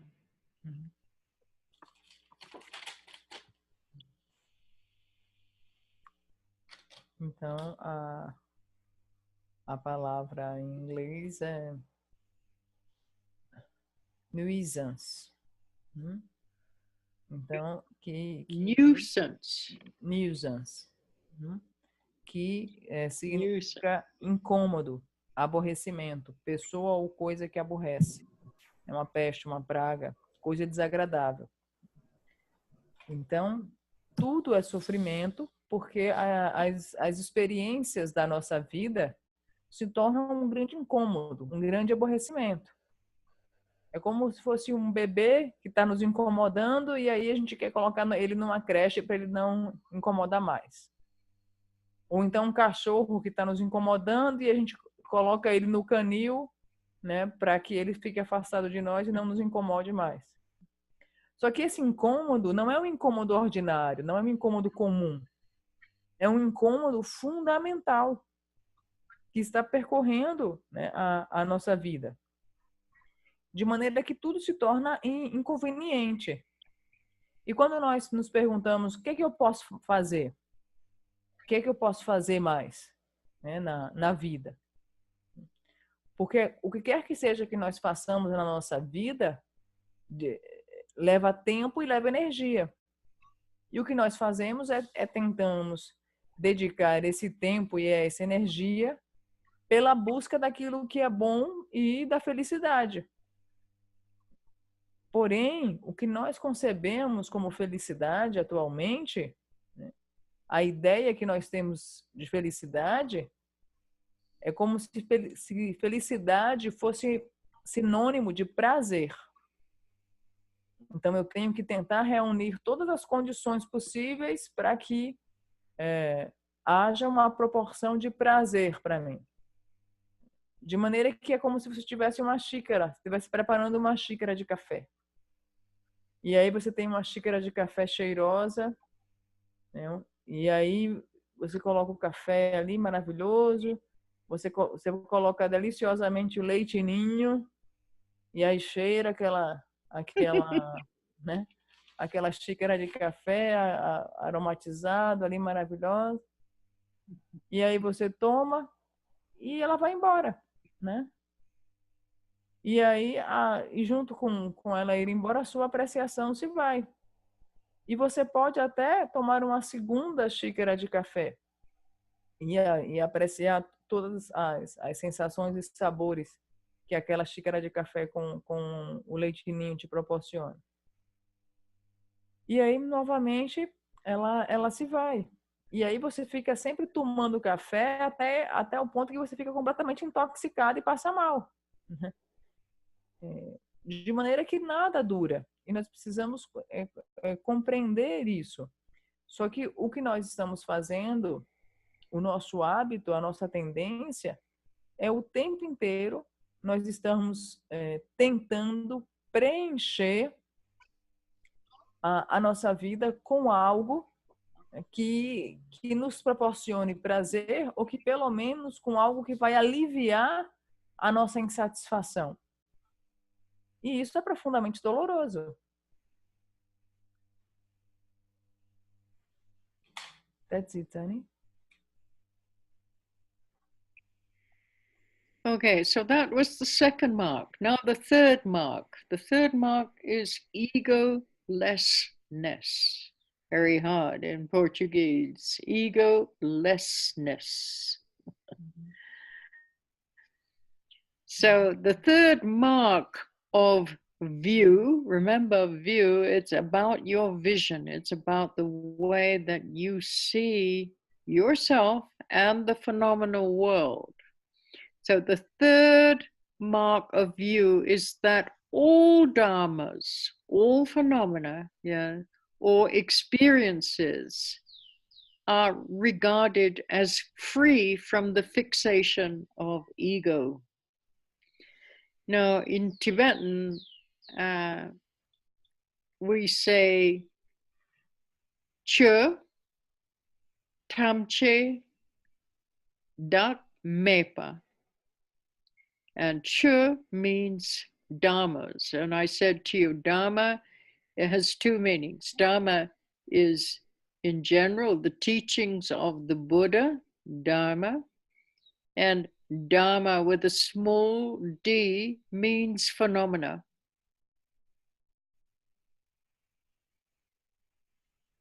So, Chö means dharmas, Tamche means all, Da means self or ego,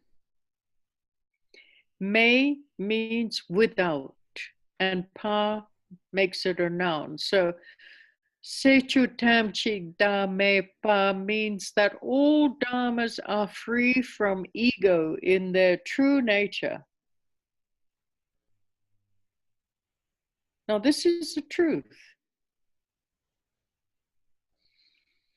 In the Shravakayana sense, free from ego, or we could say in the Shravakayana view, free from ego means that there is nothing to hang on to from the point of view of the self.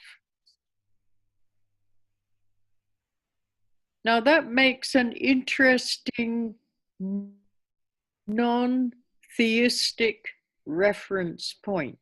Non-theistic reference point. Nobody can be saved because there's nobody home. There's nobody to save. You understand this idea of a savior? It means there's someone to be saved. But in this view, there's nobody home, there's nobody to be saved. So then how can you believe in what's the use of having a God out there to save you? Because there's nobody to be saved. Huh?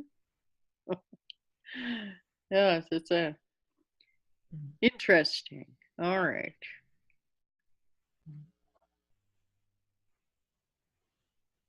Nobody can be saved because there's nobody home. So egolessness means that the situation is already clear. There could be a God, but then who would worship the God? There's nobody there. Yeah. There's no self. There's no ego. So who's going to worship this God that you're creating? If there's no worshiper.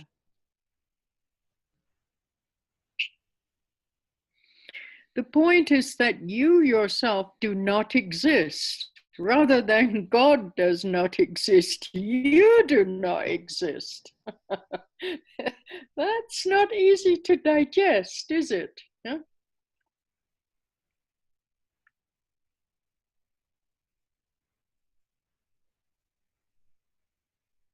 You are just sort of dangling. You're not really there. You just appear to be there. So there could quite possibly be a house with furniture,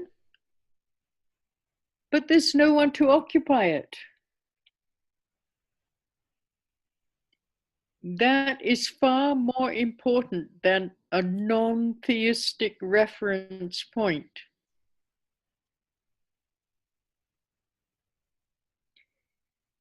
Than believing that there is no God.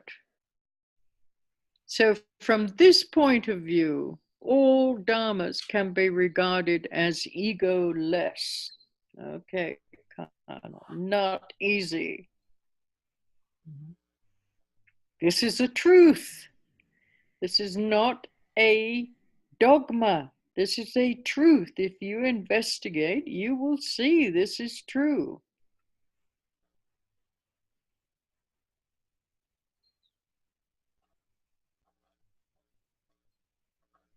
So the key point here is we're not saying that there is no, it doesn't really matter, God or no God, but the whole point is that there is no body to worship that God. There is no self, there is no ego.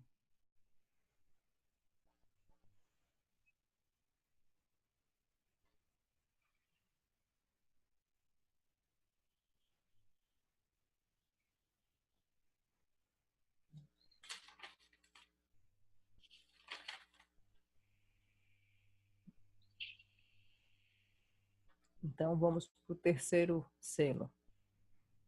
O terceiro selo é chamado egolessness, que pode ser traduzido como a ausência do ego, a ausência da existência do ego. Só recordando, né, o segundo selo diz respeito à visão, diz respeito a ver. O modo de ver o mundo dos fenômenos e o modo de ver a nós mesmos. Nesse terceiro selo, a ausência da existência do ego, se diz que todas as experiências são livres da fixação do ego. Nesse terceiro selo, em tibetano, se diz Che, Che, Da, Mei, Pa. Então, quando Che significa Dharma. Lembrando que Dharma tanto significa fenômenos, como significa os ensinamentos do Buda. Che significa todos. Da significa self, significa o ego, o eu. Mei significa sem. Então, e o pai que dá o substantivo para isso.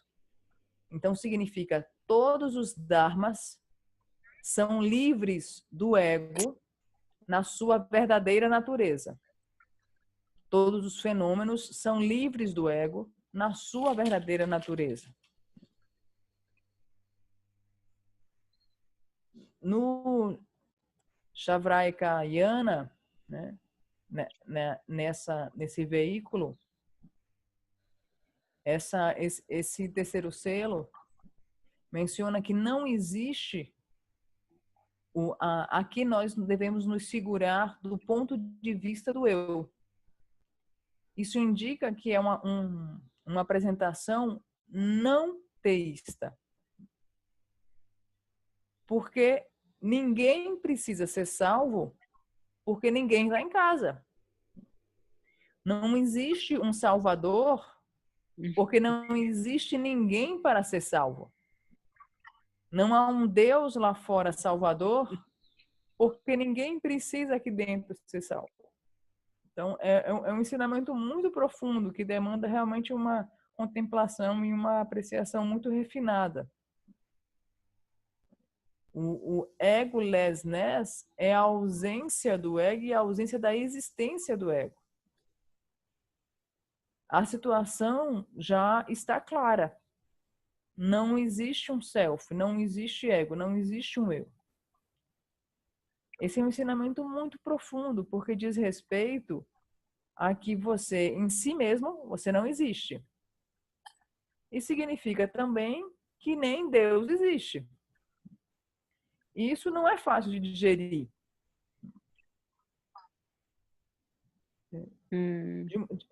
De maneira que não Okay, existe... so Uhum. Uhum. Então, go on, não... Carla. Finished? Não, there is some small piece here. Não existe ninguém para ocupar, né? Do ponto de vista dele. Todo o Dharma pode ser visto como ausente de ego. E isso não é um dogma. Você pode ver. O ponto principal aqui é que não existe um ego para acreditar em um Deus. That's it, honey. Okay, so here we're talking about all dharmas. Now, what do we mean by all dharmas? We mean both the dharma, the truth of the projections, and the dharma of the projector. So the dharma of phenomena and the dharma of self or individuality. Both are egoless.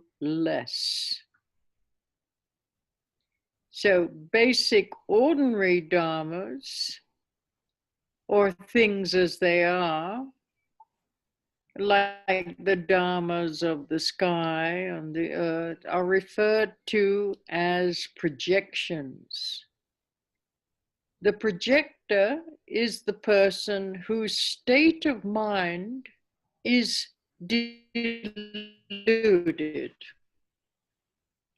The projector is the Dharma of individuality, and the projection is the Dharma of existence, me and minus. So we keep holding on to things in order to make ourselves happy, but in fact, we have no one to hang on. Nothing to hang on to. So it's really futile. Nothing exists in the way we think it does. Experiences that happen to us are no longer extraordinary, and things that exist within us are no longer serious. They are both equally bubbles, a futile mirage. Altogether, this mark qualifies the previous statement on suffering in that there is no substance to suffering at all.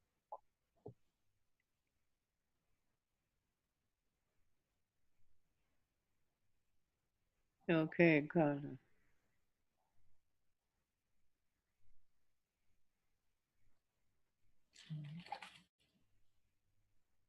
Então, aqui falamos de todos os dharmas.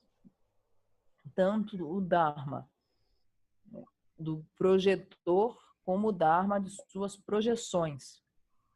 Tanto o dharma dos fenômenos como o dharma da individualidade. E quando nós fazemos referência a projeções e referências ao projetor, o projetor diz respeito à mente que está iludida. E o projetor tem relação com a ideia de eu, de meu. E não existe ninguém para segurar. Não existe ninguém para segurar e nada para segurar. Nada existe do modo como nós pensamos que é. Quando nós concebemos algo como extraordinário ou concebemos algo como algo sério, não existe do modo que nós pensamos que é. Porque, na verdade, eles são como bolhas, como uma miragem fútil. Essa marca, né, esse selo, ele qualifica o sofrimento. Que não existe substância para o próprio sofrimento. E não existe substância para o sofrimento de modo algum. That's it, Annie. Yeah, so saying that all dharmas are egoless means that everything that we handle, everything that we work with, everything that we feel, everything that we perceive, everything we do has no receiver. So then when we hear this, it seems quite extraordinary, quite outrageous, but it's true. So when things happen, they may look good at first, but when we begin to get close to them, we always have second thoughts about the whole thing. So even with the most enjoyable experiences, we inevitably say to ourselves, what am I doing? What is that? The melodrama of the situation may be enjoyable, but when we try to take it in, when we try to hold on to it, there's no one to receive it. So in our depth, in the core of our being, there is nothing which we can actually receive and nourish such a situation or fully enjoy it. So we find ourselves nowhere, non-existent, and we feel kind of hollow. And I think a lot of people freak out at this point. This idea of non-existence, it makes us freak out. So what am I doing here? If I don't exist, what am I doing here? So that experience of everything seeming to be hollow, having no substance, no meaning, no value, is the first discovery of egolessness. And egolessness is not, a deep realization. It's simply the realization that there is no landing platform in our being. It is the realization of the non-existence of what we now think exists. There's no satisfaction of being here, actually existing, and being able to take pleasure in things.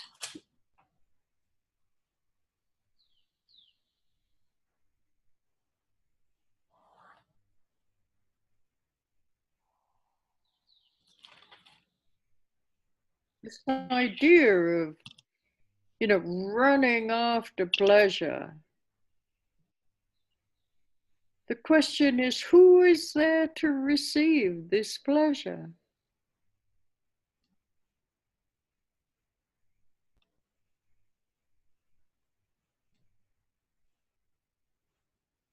It's really futile what we're doing. As we begin to see the truth more and more, we also see the futility of what we're doing.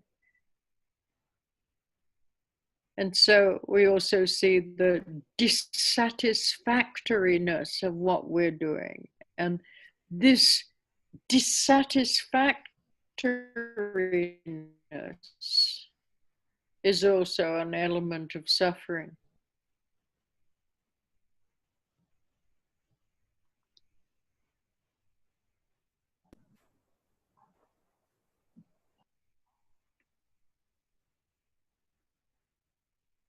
we really believe in this self and other than self. Yeah.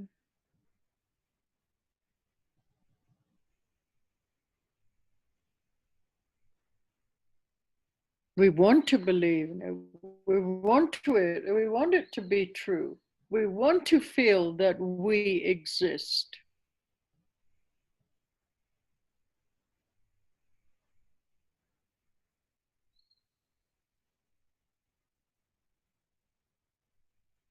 Okay, Carla.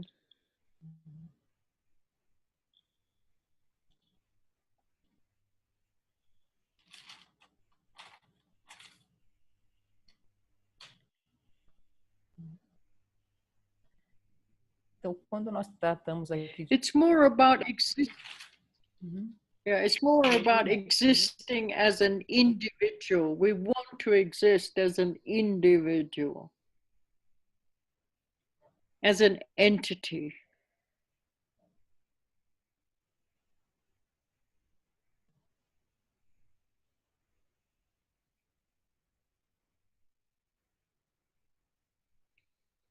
All right, my love.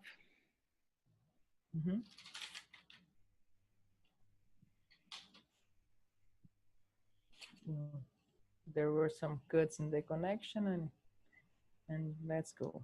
Então, quando tratamos de Dharma, estamos tratando de tudo. Então, tudo com o que lidamos, tudo que sentimos, tudo que percebemos, tudo que fazemos, não há um recebedor. E isso é bem extraordinário, porque quando as coisas acontecem e parecem ser boas, num segundo momento tudo muda e parecem ser ruins. Então nós devemos nos perguntar, mas o que eu estou fazendo? Né? O que é isso? Que melodrama é esse? Por que o melodrama da situação parece ser tão divertido? Mas quando nós tentamos segurar algo ali, tentamos agarrar algo ali, não há nada para ser recebido ali. Então, nós vamos perceber que nós sentimos que nós não existimos.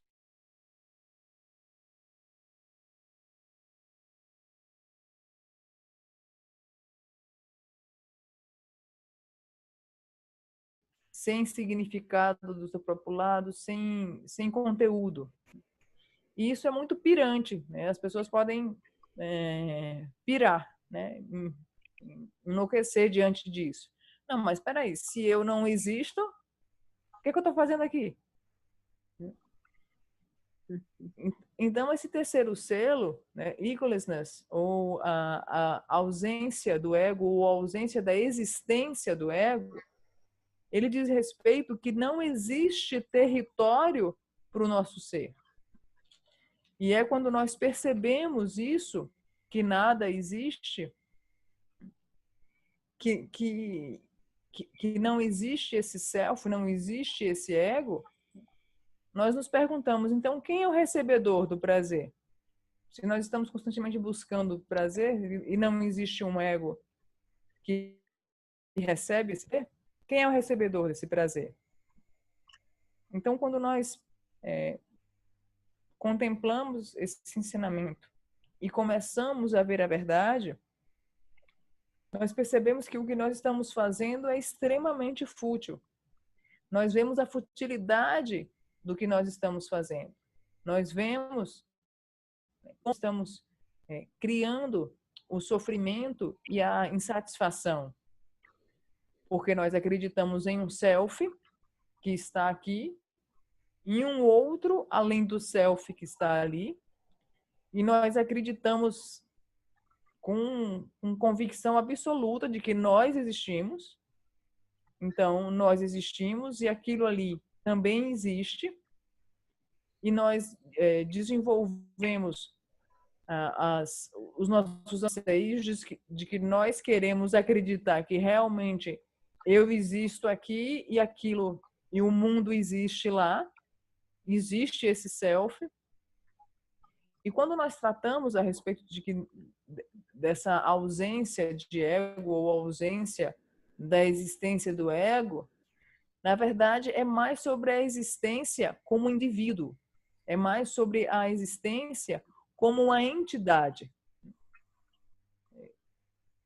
Nós não existimos como um indivíduo, nós não existimos como uma entidade. Porém, nós não queremos assimilar essa ideia, porque nós somos extremamente apegados a nós mesmos e nós queremos sim acreditar que existe um self, que existe um eu e existe algo diferente desse eu que é percebido. Nós queremos acreditar nisso. That's it, Tani.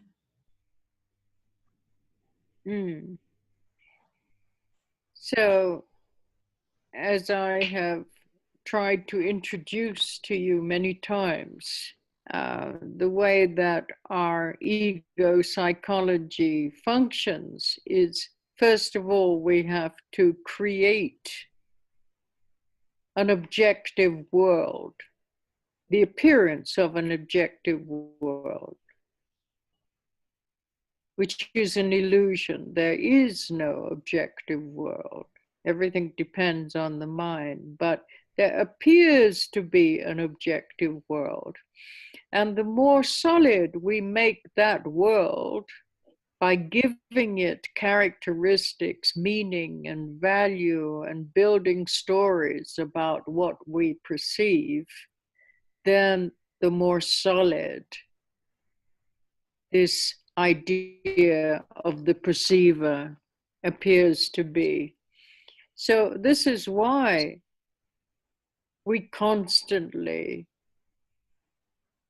are generating this illusion of an objective world so that we can feel as if we exist to perceive it. Both is an illusion. The objective world that appears to us at this moment and the perceiver of this objective world appearing as some kind of entity, both is illusory. So as we begin to see the transparency of the objective world that we perceive, then also we begin to see the transparency of the perceiver correspondingly. But at this moment, we are just introducing ourselves to the view of what is true, the marks, the 4 marks of this view of seeing the truth in an awakened way. Now, the 4th mark of the view is peace. And that is freedom from all our defilements. So when we are free from defilements or obscurations, this is what is meant by peace.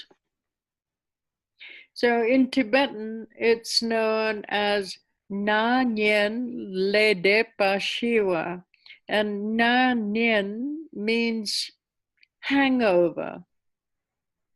No, not hangover like when you drink a lot, not like that, but it's an unnecessary state of occupying oneself. And that's what we do. We're constantly busy. We're constantly occupying ourselves with mental gossip about this and about that. And so we're never really at peace. We're constantly getting lost in our projections. And Nya Nyen means being free from that, being free from this mental gossip, this unnecessary state of occupying oneself.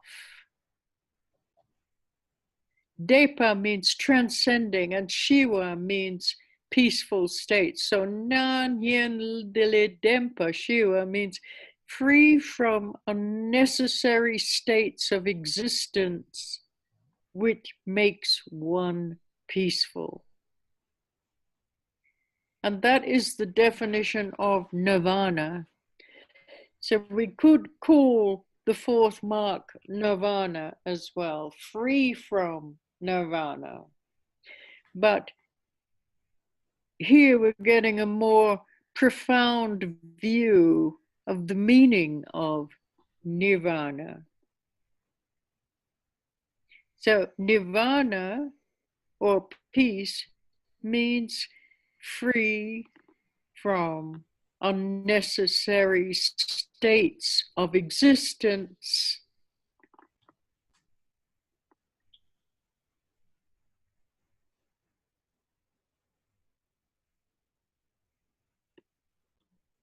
free from these defilements, free from the state of occupying oneself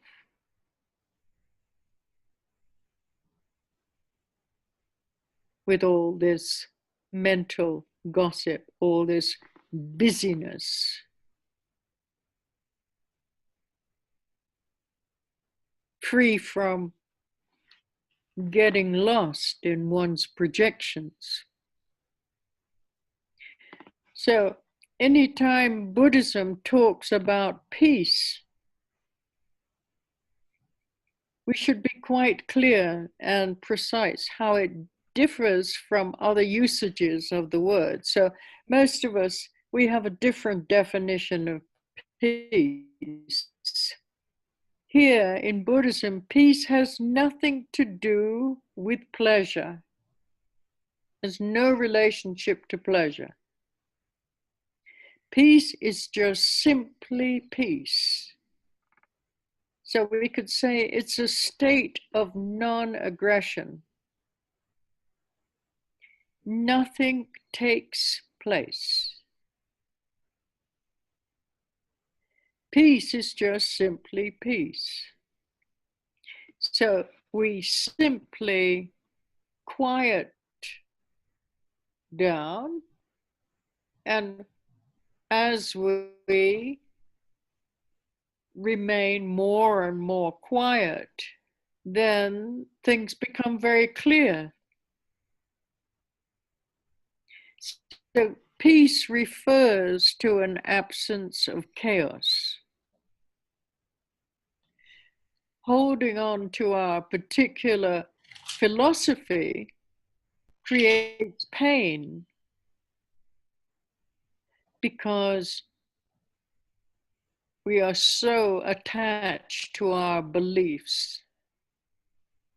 And when our particular belief does not match what we're told, that also creates pain. So nirvana transcends the pain of fixation, of holding on to our ideas.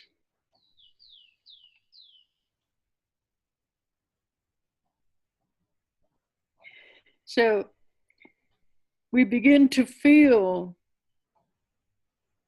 that the carpet is being pulled out from under our feet.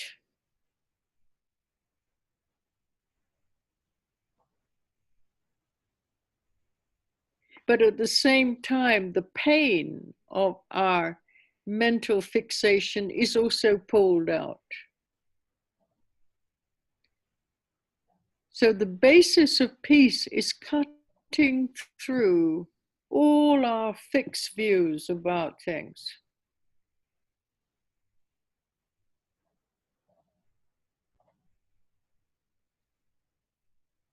Okay, Carla.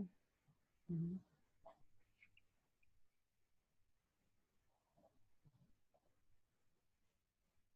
Somebody, when I went to give a talk in Petropolis one year, and they asked me, they said, would I talk about peace? And I said, no, I will not talk about peace. I will talk about why we are not peaceful. That's far more practical. Yes. What's preventing us from being peaceful? What's preventing us from being at peace?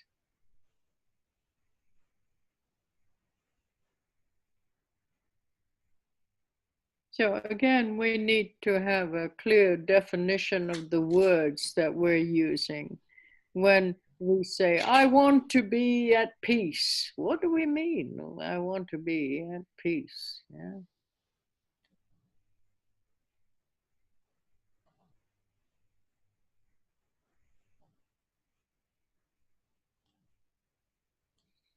Okay. Uhum.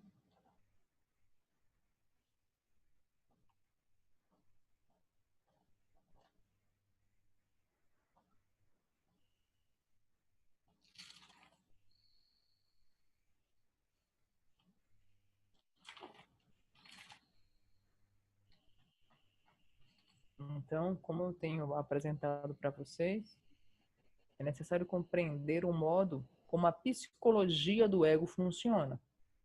Então, primeiro, a psicologia do ego cria a aparência do mundo dos fenômenos, cria a aparência de um mundo objetivo. E quanto mais sólido nós tornamos esse mundo, nós fazemos que esse mundo pareça, dando constantemente significados, conceitos, valores e características e histórias de seu próprio lado. Quanto mais damos solidez para esse mundo, mais o percebedor desse mundo vai se tornando mais e mais sólido. Mais e mais sólido. De maneira que constantemente estamos criando uma ilusão. O mundo aparece para nós, aparecendo como um todo, uma entidade, e nós, vendo esse mundo objetivo, nós percebemos que existe alguém percebendo esse mundo. Então, nesse momento, o que nós estamos fazendo é justamente dando mais e mais solidez para o mundo dos objetos, para o mundo dos fenômenos, de maneira que nós criamos a solidez do percebedor desse mundo. E nós estamos agora estudando essas marcas, esses selos, para que nós possamos ver a verdade e ver de um modo desperto. O quarto selo chama-se paz. Mais uma vez, ressaltamos que é muito importante compreender o conceito, o significado de paz. Paz significa liberdade de obscurecimentos. Isso significa paz. Nanien, em tibetano. Nanien Bashiwawa. Então, significa libertar-se da ocupação desnecessária com uma fofoca mental sobre isso ou aquilo. Nós não estamos em paz porque nós estamos constantemente perdidos na nossa fofoca mental. Nós estamos constantemente ocupados na nossa mente. E o termo em tibetano justamente diz transcender esses desnecessários estados mentais que fazem a pessoa ficar como se ela tivesse de ressaca, ficar atordoada. Então, também se chama esse selo como nirvana. E precisamos compreender o significado, né, de nirvana. E diz respeito a libertar-se de todos os estados desnecessários, de ocupar-se com todas as fofocas mentais e tarefas mentais. Então, libertar-nos de ficarmos perdidos em nossas projeções. Então, são diferentes usos da palavra. Geralmente, quando nós falamos de paz, nós associamos paz a ter um certo tipo de prazer. Só que no termo, como estamos estudando, paz não tem relação com prazer. Geralmente, nós sempre concebemos que paz é ter um prazer, e esse prazer é contínuo, então estamos ali em paz. Mas não é isso que nós estamos estudando. Nós estamos estudando o termo profundo de paz. E a paz significa o estado onde nada toma lugar. E simplesmente em silêncio, em quietude, quanto mais quietos, mais serenos, mais e mais tudo vai ficando claro. E mais vamos sendo hábeis de ver com destreza e lucidez. Mais e mais vamos ver de maneira desperta. Porque a paz diz respeito à ausência de tarefas das quais somos tão apegados e das quais somos apegados também às nossas crenças. Nirvana diz respeito a transcender a ideia de fixação, de nos agarrarmos constantemente às nossas ideias. Diz respeito a puxar o tapete. É como se nós puxássemos o tapete das nossas percepções, de como estamos percebendo. Significa também puxar o tapete da dor advinda da nossa fixação mental. Também é tirar o tapete. A paz é a eliminação de todas as visões fixas sobre o que quer que seja. Vale mencionar com vocês que quando eu estava em Petrópolis, alguns anos atrás, eu cheguei lá e a pessoa que estava conduzindo o seminário lá falou assim para mim: por favor, mestre, nos fale sobre a paz. E eu falei: eu não vou falar sobre a paz. Não tem nada útil eu falar sobre paz, né? Para que falar sobre paz? Não é isso que nós precisamos refletir sobre. Eu vou explicar para vocês o que é que nos impede de estar em paz. Isso é muito mais útil. Porque nós não estamos em paz. Vamos estudar isso. De maneira que nós precisamos ter uma definição muito clara das palavras que usamos. Quando eu digo, eu quero ter paz. Eu quero ter paz, eu preciso de paz, eu preciso estar em paz. O que significa isso? O que significa paz? O que significa estar em paz? That's it, Annie.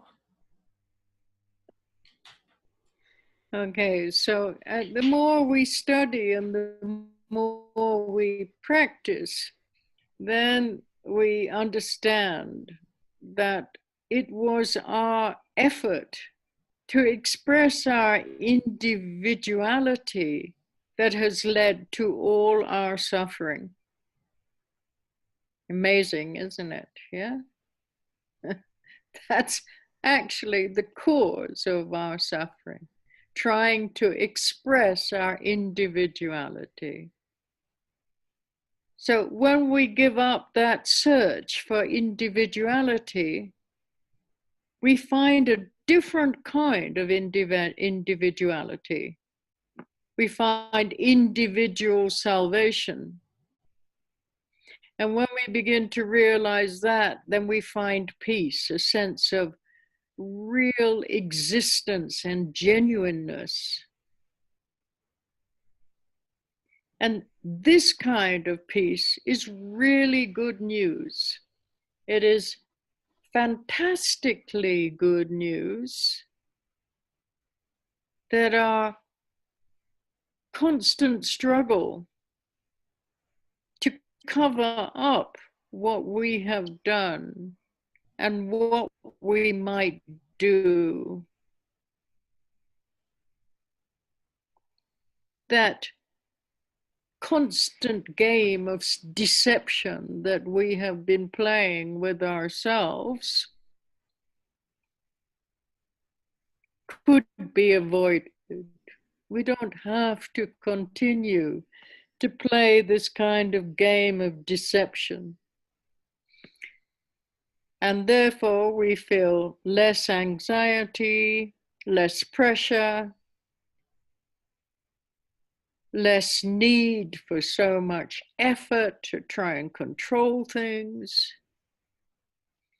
And then when we go beyond torturing ourselves, beyond fighting ourselves, trying to achieve a kind of everlasting kind of youth, everlasting goodness, we say, wow, that's the first time we can relax, because we don't need to maintain this individuality. All our life we've been trying to maintain a sense of individuality.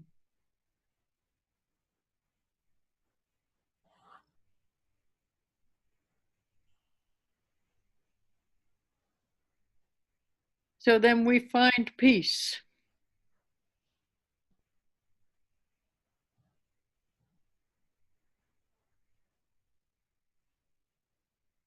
We begin to realize that we don't have to struggle so much. I wouldn't call it satisfaction, but it gives you space. This kind of a ventilating quality, a playful quality that comes into our life. We don't have to try and control everything to get it right. All the time we're trying to do things to get it right so that we get a sense of satisfaction. We feel a great sense of relief because we realize, we've discovered that there's no break. It's not like, we need a break.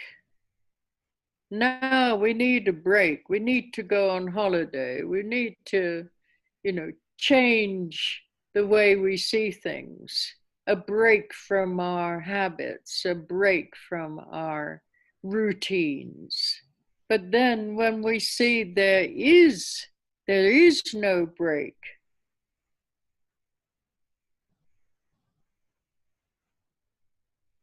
everything is about seeing clearly, seeing the truth. So to begin with, we have to find out who we are. When we do that, we realize that we are Buddha already. Right now, we are Buddha. That we possess Buddha nature right now.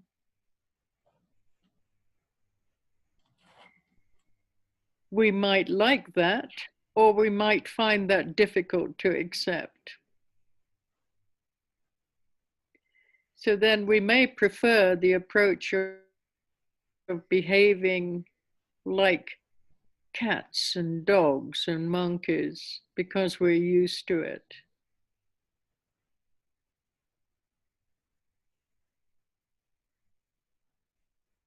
But actually, we are Buddhas.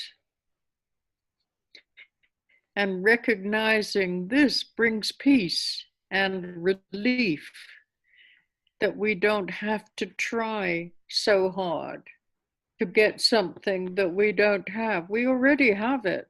What we're looking for, we already have. We just have to reveal what we already have. We have to discover what we have. But it's not something that we don't have.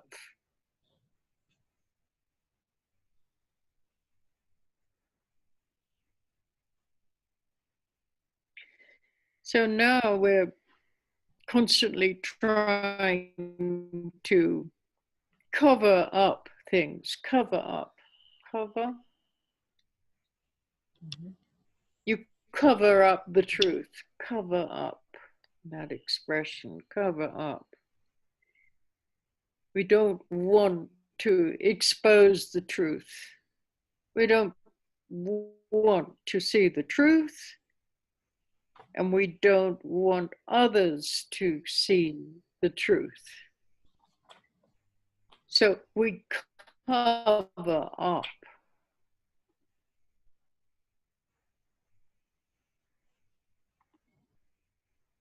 We're constantly putting on an act, like in a play.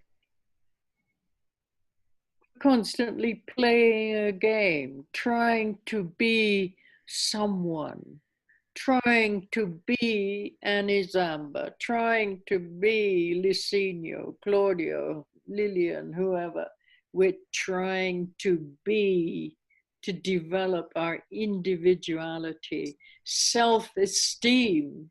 The Tibetans laughed when the students came to them and said, "What can I do? I have such low self-esteem."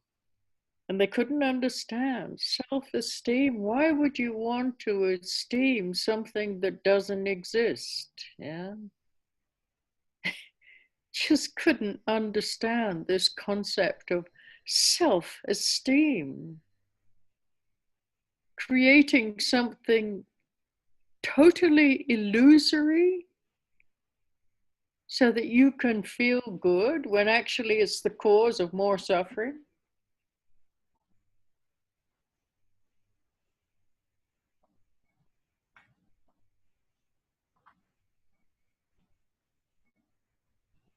Then we begin to realize the nature of that covering up, why we're covering up. And basically, because we're trying to be somebody.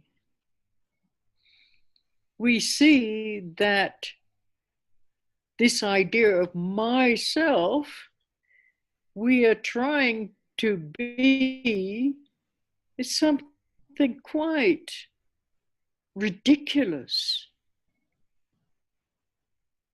Realizing that we don't have to go through all of that, then there's tremendous relief. You know, for the first time we can relax. We don't have to be this individual that we've been trying to be all our life.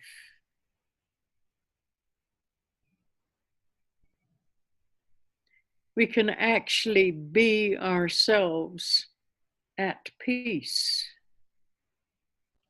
without trying to change anything at all. So we're cutting through this, what we call this ape instinct of habitual struggle.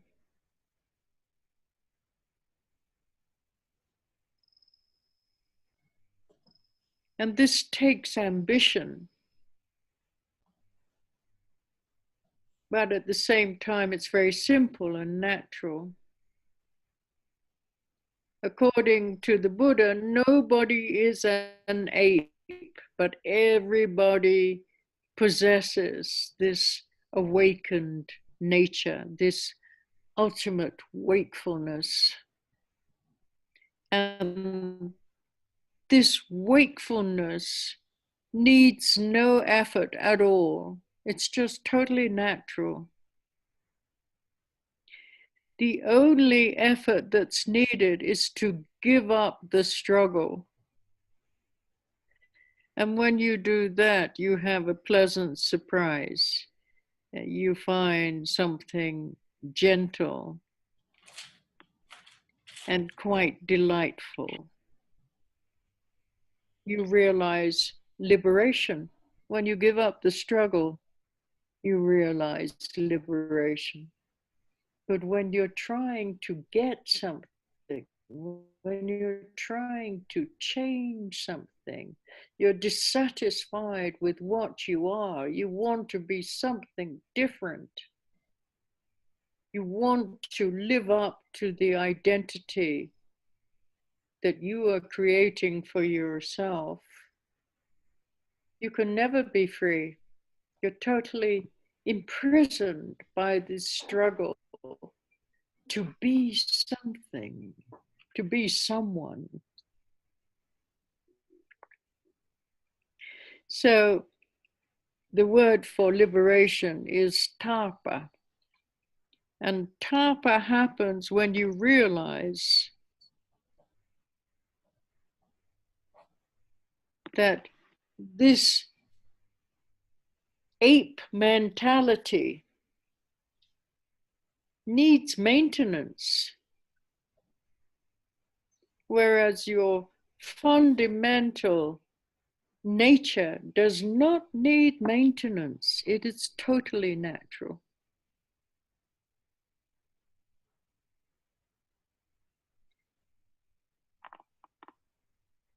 Okay, that's it for today. And then I will listen to Elaise's question. I will try and answer her question if I can, after Carla translates all that. Thank you, Carla. Thank you, Annie. Então, quanto mais estudarmos, quanto mais praticarmos, nós perceberemos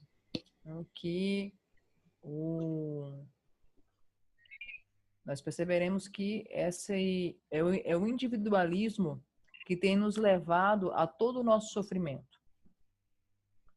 O que tem nos levado ao nosso sofrimento é nós tentarmos constantemente expressar a nossa individualidade.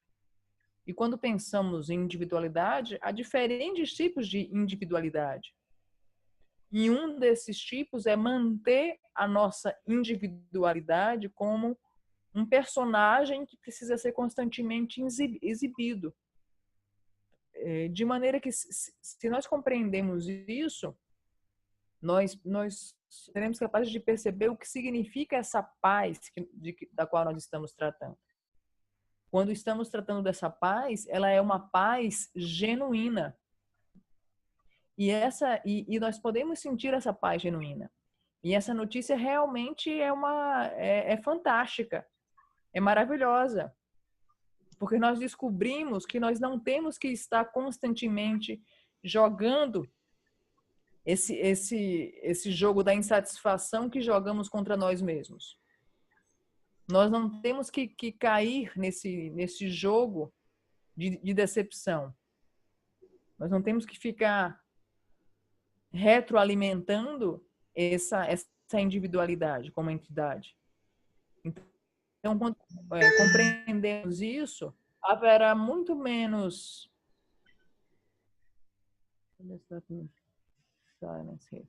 Então, haverá muito menos ansiedade, muito menos pressão, muito menos controle sobre as coisas. Quando vemos que não é necessário nós ficarmos nos debatendo constantemente, nós lutando constantemente contra nós mesmos, impondo um esforço colossal, né, a respeito da construção de nós mesmos.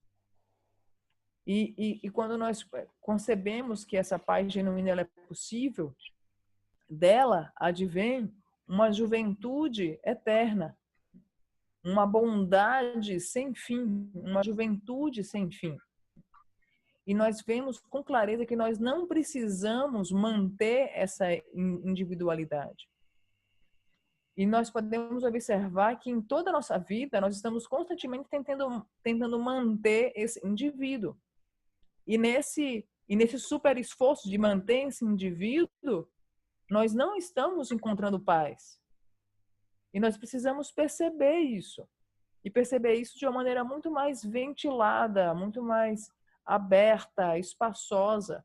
Nós precisamos compreender em profundidade que nós não temos que controlar tudo para que tudo seja realizado ou apresentado de uma maneira que nos proporcione um sentimento de satisfação. E quando nós compreendemos isso, que nós podemos ver tudo de uma maneira muito mais leve, que nós não temos que controlar, nós sentimos um grande alívio. Porque nós descobrimos que a gente não tem que tirar férias, não temos que fazer uma pausa, né? Eu tenho que fazer uma pausa, tenho que me afastar disso para mudar os meus hábitos. Eu tenho que tirar umas férias dessa rotina. Porque não existe férias. Tudo é sobre ver claramente. Ver a verdade. E no começo, nós precisamos ver com clareza quem nós somos. Quem somos nós? Nós somos Budas. Nós somos Buda e possuímos a natureza de Buda. E nós podemos não gostar disso ou podemos extremamente ficar encantados com essa possibilidade. Vai caber a nós.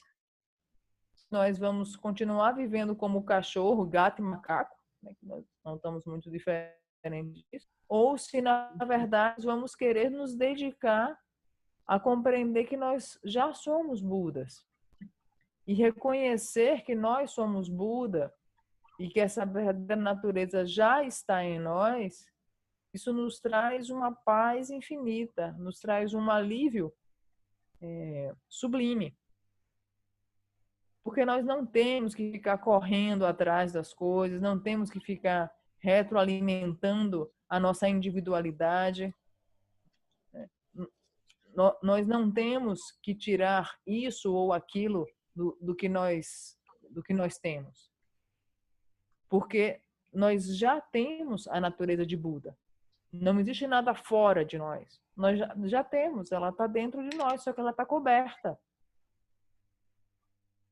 E um outro aspecto que que precisa ser contemplado é que nós encontramos a verdade está em nós, só que por vezes nós não vemos a verdade e também não queremos que os outros vejam. Que os outros vejam. De maneira que constantemente nós estamos colocando um ato como se fosse uma peça de teatro. Estamos adicionando cenas como se fosse uma peça de teatro, quando nós estamos tentando criar e robustecer a nossa individualidade. É curioso observar que os tibetanos eles dão risadas quando algum ocidental chega até eles e fala assim: olha, mestre, o que eu posso fazer? Eu estou com a minha autoestima tão baixa. Eles dão risada porque ele fala: olha, mas isso não existe de autoestima, né? E, aliás, essa ideia de autoestima só causa sofrimento. De maneira que nós estamos constantemente nessa luta, nesse super esforço de tentar ser alguém, né? Tentar ser alguém, reforçar essa ideia de eu, né, do mim mesmo. Quando, na verdade, nós não temos que ir atrás disso. Nós não temos que ser esse indivíduo que tenta ser ou ostentar algo durante toda a nossa vida. Nós podemos ser simplesmente nós mesmos na imensidão da paz, sem tentar mudar nada. Porém, o que acontece é que nós estamos condicionados a esse hábito de estarmos o tempo inteiro nos esforçando, nos debatendo, né, para criar essa individualidade e projetar para os demais. De maneira que nós precisamos assimilar que nós somos Buda. Nós já temos esse estado desperto em nós. E esse estado desperto, ele não precisa de nenhum esforço. Ele não precisa de nenhum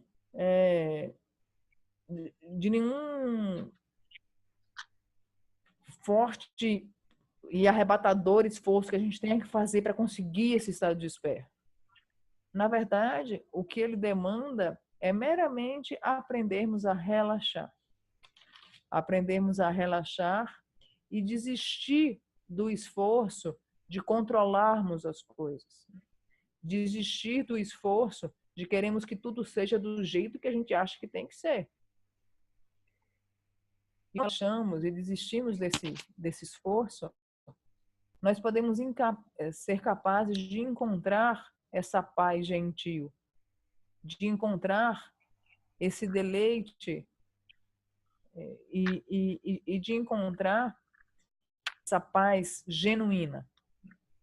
Quando nós tentamos mudar algo, nós tentamos criar essa identidade, nós criamos apenas sofrimento para nós mesmos.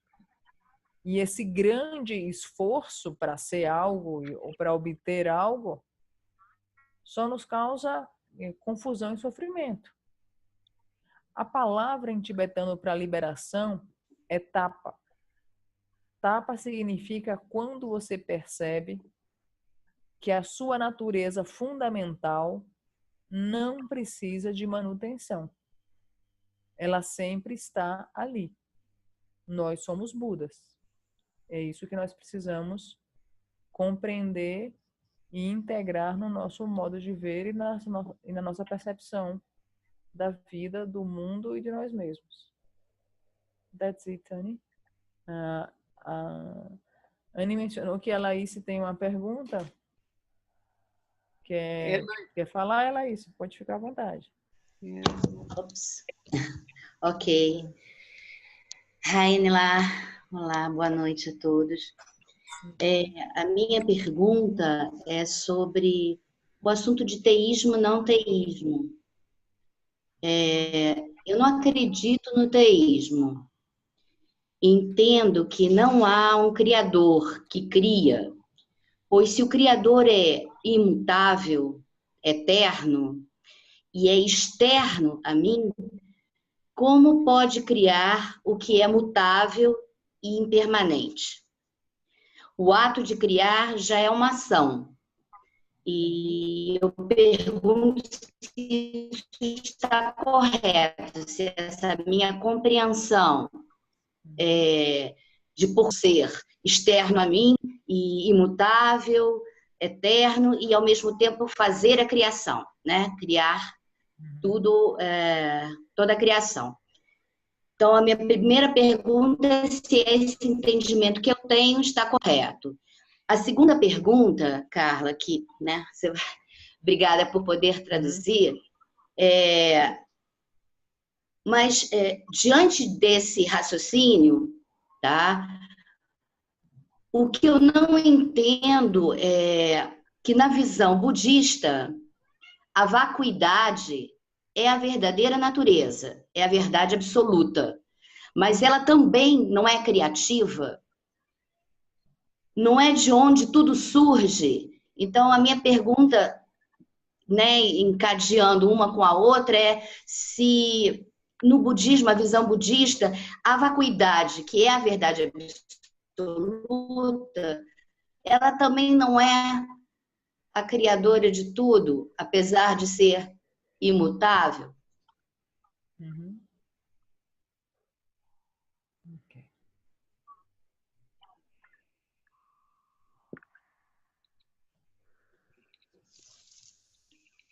I will read the question of Elais in the WhatsApp group. Questions about theism. I don't believe in theism. I understand that there is no creator that creates, because if the creator is unchangeable, is endless and external from me, how can he create what is changeable and impermanent? The act of create, is it already an action? It is already an action. Is this reasoning correct? But what I do not understand is in the Buddhist view that emptiness means the true nature, the absolute truth. But instead, it is absolute truth isn't it also creative?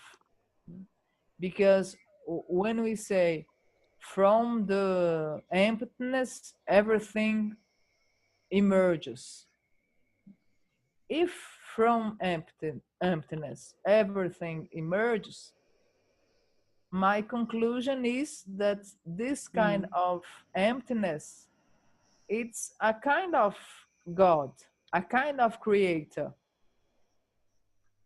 because from it everything emerges. Yeah. Mhm. Okay.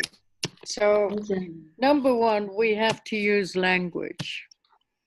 And language is very deceptive. So, when we say from emptiness, this is because we don't realize that form is emptiness. So we have to remind ourselves that the nature of whatever the appearance is emptiness itself. It is not like something is creating something. Yes. The moment you see form, that is also emptiness. And whenever you see emptiness, that is considered to be form, because it's even the idea of emptiness is considered to be form. When we think about form, we think about something substantial, objective, material. But no, even an idea is form. So emptiness, as I've said many, many times before, emptiness doesn't mean nothing. Emptiness means when you go beyond the conceptual mind, when you go beyond all your mental fabrication, then you see the primordial ground of your being, which is considered to be the absolute truth or the unconditioned truth, because it's not conditioned by any concepts whatsoever. That is the way that it is. So this is the great. So there's not something creating something. That idea is incorrect. And the language that's used from emptiness, it sounds like there is some sequence in time and space. There's no sequence. It's not like this and then this happens. No, no, no. Form is emptiness. Emptiness is form. The idea of emptiness is form. So hard, isn't it? It's not easy because we're not familiar with this way of seeing things. And our language prevents us from seeing because we're so attached to our habits of perception that to try and take that step to go beyond those habits of perception, to see something that is not conceptual, almost impossible, because we want to conceptualize it. So today you weren't there, Eloise, when I was talking about God again today, and I said, according to the Shravaka view or the Theravada view, it's not that God does not exist, but the perceiver of God does not exist. So how, it's not a question of even non-theism, but there's no one to believe in God. The idea that there's some individual here that's believing in God, that is non-existent. Yeah. So you're not just talking about the idea of God being non-existent, but the perceiver of God is also non-existent. That's hard to appreciate.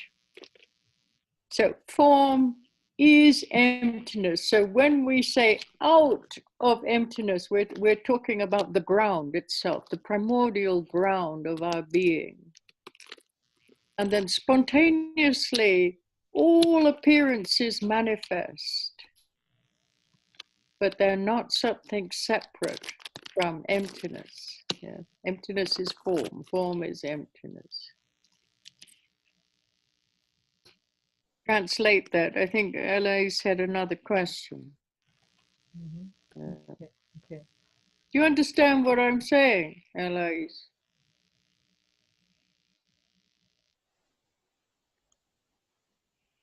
Yes, The Anila. language is deceptive. Yes, I understand. Try to understand, but very important to me, your answer. Thank you so much. Wait, let Carla translate. Yeah, thank you. A linguagem, ela é enganadora. Então, nós precisamos tomar muito cuidado. Quando se diz que da vacuidade surgem, emergem todas as coisas, todas as aparências, não é que nada cria nada.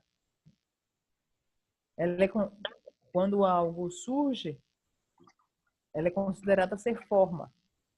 E quando nós geralmente pensamos em forma, pensamos em algo substancial, objetivo, material. Mas mesmo uma ideia é uma forma. Só que nós precisamos compreender que quando nós tratamos de vacuidade, o termo vacuidade significa aquilo que vai além da mente, aquilo que vai além da mente conceitual, aquilo que vai além da fabricação mental e que é verdade absoluta, não condicionada a qual conceito, do jeito que é. A vacuidade é o terreno onde todas as aparências emergem. Em que há sequência de tempo e espaço. A forma, ela também é vacuidade. É a ideia de vacuidade da forma.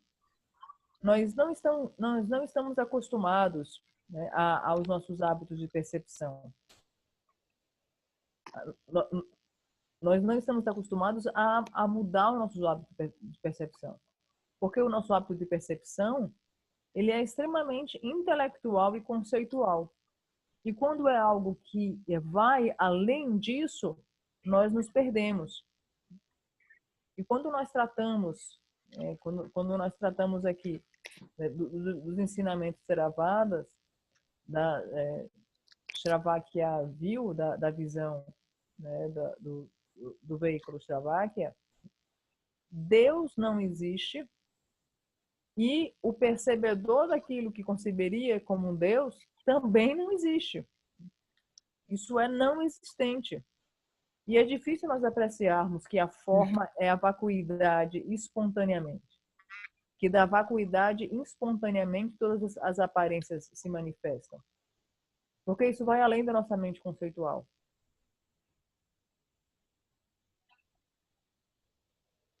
That's it, Annie.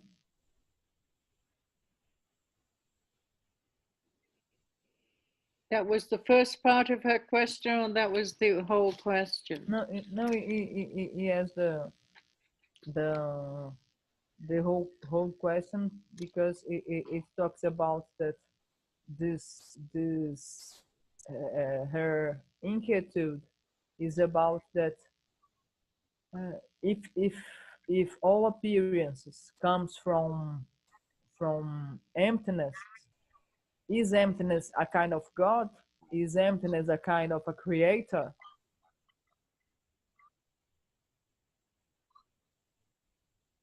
No, emptiness is the idea is the time sequence, isn't it? Mm-hmm. You know, we're talking about space and time here, but we are saying that form is emptiness. There's no time lapse. There's no like there was not and then there is. That is the nature of the phenomena. It is emptiness. When you take away the concepts about things, then it all has this nature of emptiness. Baby-like attitude. When you apply the baby-like attitude to whatever you perceive, then we appreciate this term of one taste. Whatever we perceive in the same taste, the taste of emptiness beyond mental fabrication. We are so conditioned to see everything that we perceive in a mentally fabricated way. All we perceive at the moment is our preconceptions about whatever we perceive. This is a this, and this is very nice, and this is better than this, and this is not good. This is what we see. We don't see the true unconditioned nature. We only see what we call conditioned existence, what we have learnt, our ideas about things, our interpretation, our value judgments, our stories. This is what we see. We don't see when we go beyond all of that. That is the true unconditioned nature. We don't see that. So then when we say form is emptiness, emptiness is form, we don't understand the meaning of emptiness because we've never gone beyond the conceptual mind. In Vajrayana, the whole essence of Vajrayana, the vehicle of Vajrayana, is to see this empty nature in all appearances, no matter what kind of visualizations you're doing, no matter what kind of mantras you're doing, it's all the same nature, and you mustn't forget. If you forget, you're not practicing Vajrayana, because that is the key. It's a very skillful method for you to see the true nature of all appearance. Very skillful. Until you see the true unconditioned nature, even a glimpse of that nature, all you will see is the conceptual mind. All you will see is your ideas about things. And as I've said to you many times before, look around you now. Look around the room where you are. Look around you and tell me what you see.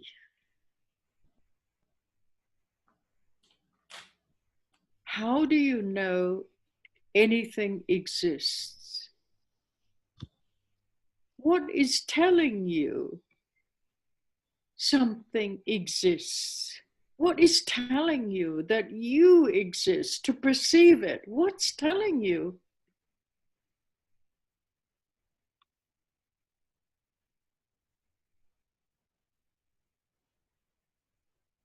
I want an answer. Come on, Carla. Uhum.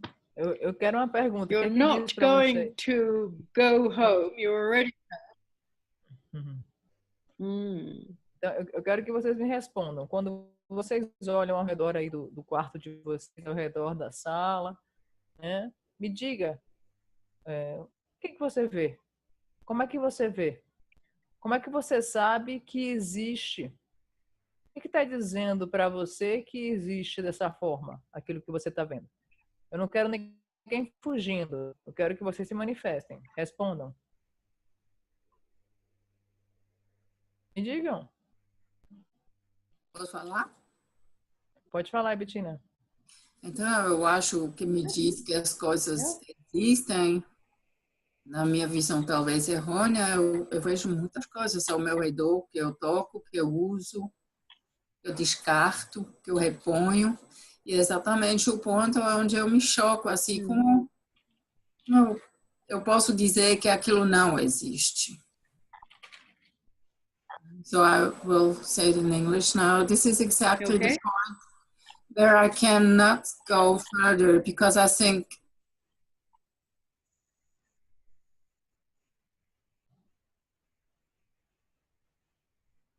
What? I can't hear you. We can't hear you, Bettina. A gente não está conseguindo te ouvir. Okay, anyone.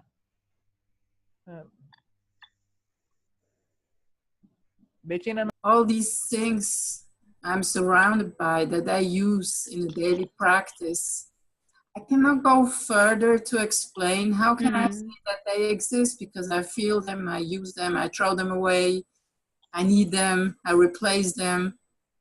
And I couldn't say how do I justify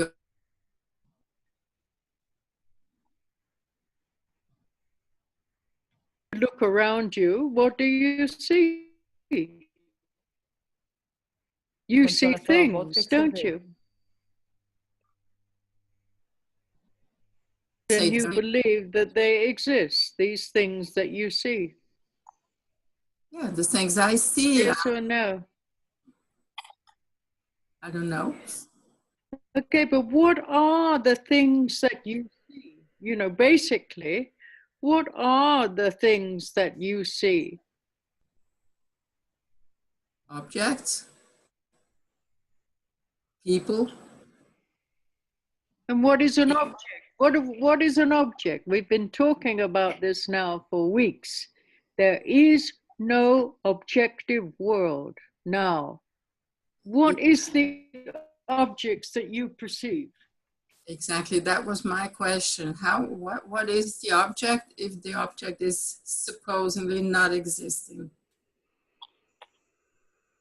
This is the point. You see, this is why we're not investigating deep enough. We are just accepting everything on a very superficial level. And, you know, constantly I'm telling or I'm sharing with you the possibility of at this present time, all that we see is our preconceptions. All we see is our ideas. That's all we ever see.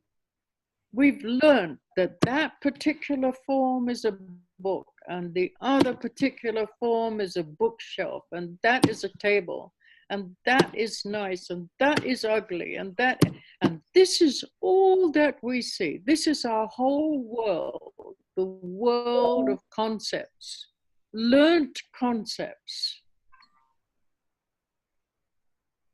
And we never go beyond that. And this is what we call samsara, or conditioned existence. We are conditioned to see things in this particular way, the conceptual mode of seeing. But there's another way of seeing, which is what we call the perceptual mode of seeing. Seeing it as it is, not how we think it is, but as it is in its true nature, which is unconditioned, beyond the conceptual mind. And that is what we mean by emptiness. So then emptiness is form and form is emptiness. There's no conflict whatsoever. We're just talking about the true nature of the appearance, not the conditioned aspect of the appearance. That's all we see at the moment.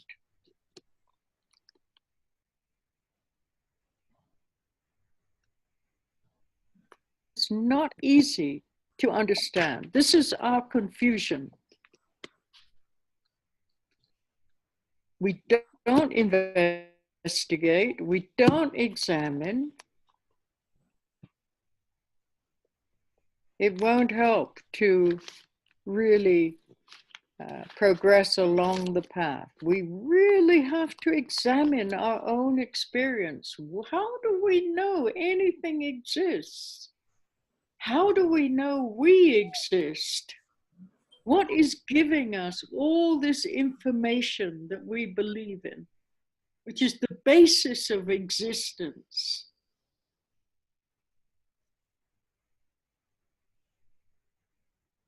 Okay, you know, you've got a lot of homework to do.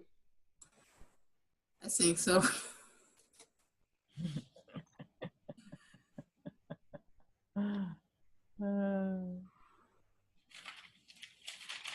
Actually, I think A lot of homework. We need patience. Actually, I think I can see something. I can't beyond. hear you. I say, actually, I can see something behind that, but I don't know. Yeah, I don't. It's complicated. It's a lot, you know. I think sometimes I have the idea we are all like children playing something, but I'm at no point yet.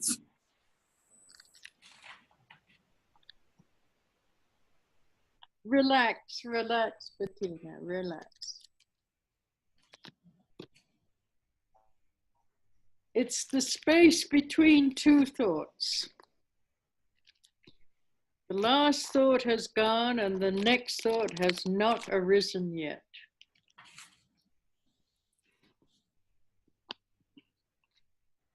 That is the true nature.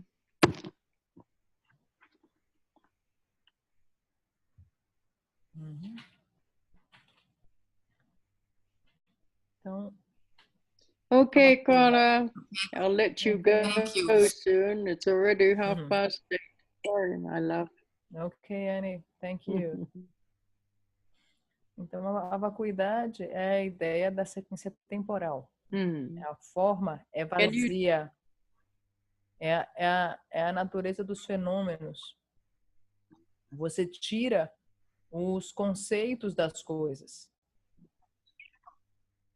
Então, quando você tira o conceito das coisas, você tem a ideia de vacuidade.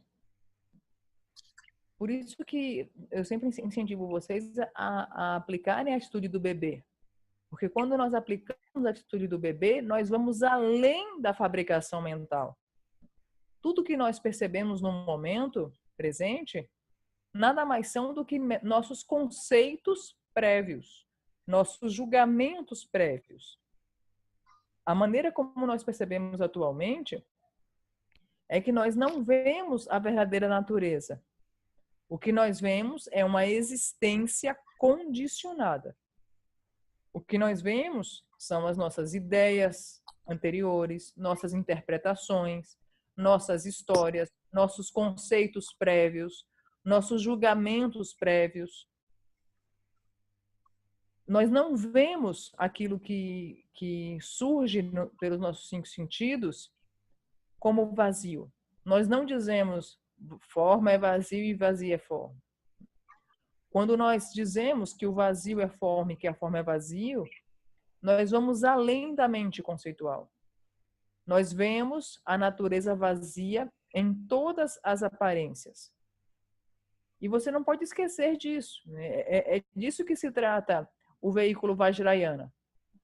No veículo Vajrayana, o que eles buscam ensinar é justamente a habilidade de nós vermos a natureza vazia em todas as aparências. E essa habilidade, ela é praticada, ela é cultivada tanto em práticas de recitação de mantra, como nas práticas preliminares, como nas práticas com deidades. A metodologia Vajrayana busca essencialmente desenvolver essa habilidade de ver a natureza vazia em todas as aparências. Até que você veja a natureza não condicionada, se você não vê a natureza condicionada, o que você está vendo nada mais é do que a manifestação da sua mente conceitual sobre coisas, ideias. Por exemplo, olha ao redor da sua casa, olha ao redor do seu quarto e diga o que você vê. Como é que você sabe o que você está vendo? O que é que está dizendo para você que você está vendo tal ou qual coisa? tudo que nós vemos, é justamente sobre isso que eu estou falando, tudo que nós estamos vendo, observando, nada mais são do que nossas ideias preconcebidas, nas nossas ideias, os nossos conceitos prévios. O mundo nada mais é do que a manifestação dos conceitos que nós aprendemos anteriormente. Nós estamos vendo meramente a existência condicionada. Nós estamos condicionados a ver as coisas do modo condicionado, sem ver a sua verdadeira natureza. Quando nós falamos ver a verdadeira natureza dos fenômenos, ver a verdadeira natureza das aparências, significa nós vendo a natureza não condicionada. Significa que nós estamos vendo além da mente conceitual, além da fabricação mental, de maneira que a natureza das aparências não é o aspecto condicionado pelo qual nós estamos vendo tudo que percebemos. E essa é a nossa confusão. Só que nós precisamos investigar isso mais profundamente. Fique tranquila, Betina, você já tem muita tarefa de casa para você fazer, né? E nós devemos investigar mais profundamente isso. Como sabemos? O que sabemos? Qual é a base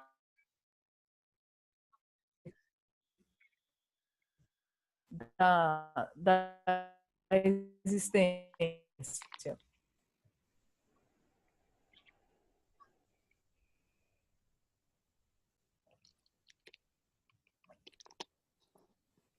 We're losing the connection, Carla. Uhum. Value judgments.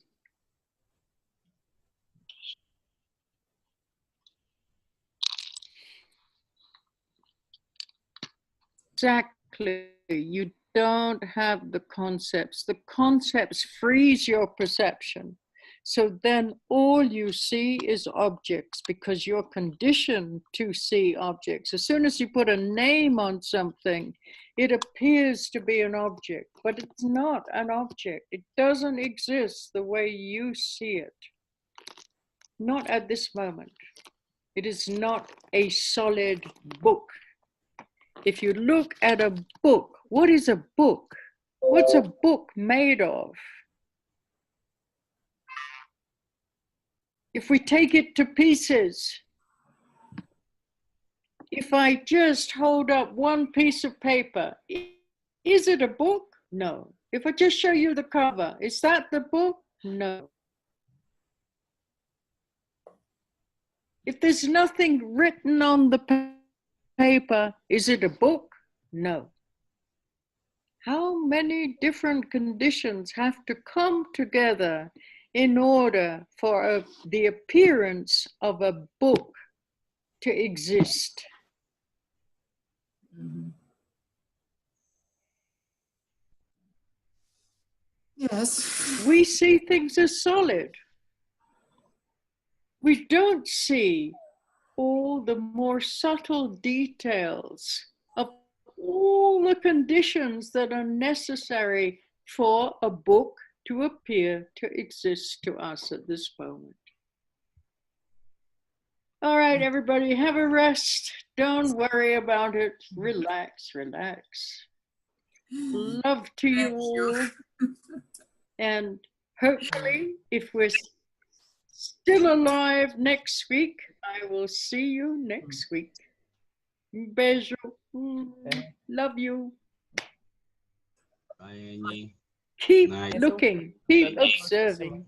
Boa noite. Tchau, tchau. Tchau. Tchau, Annie. Boa noite.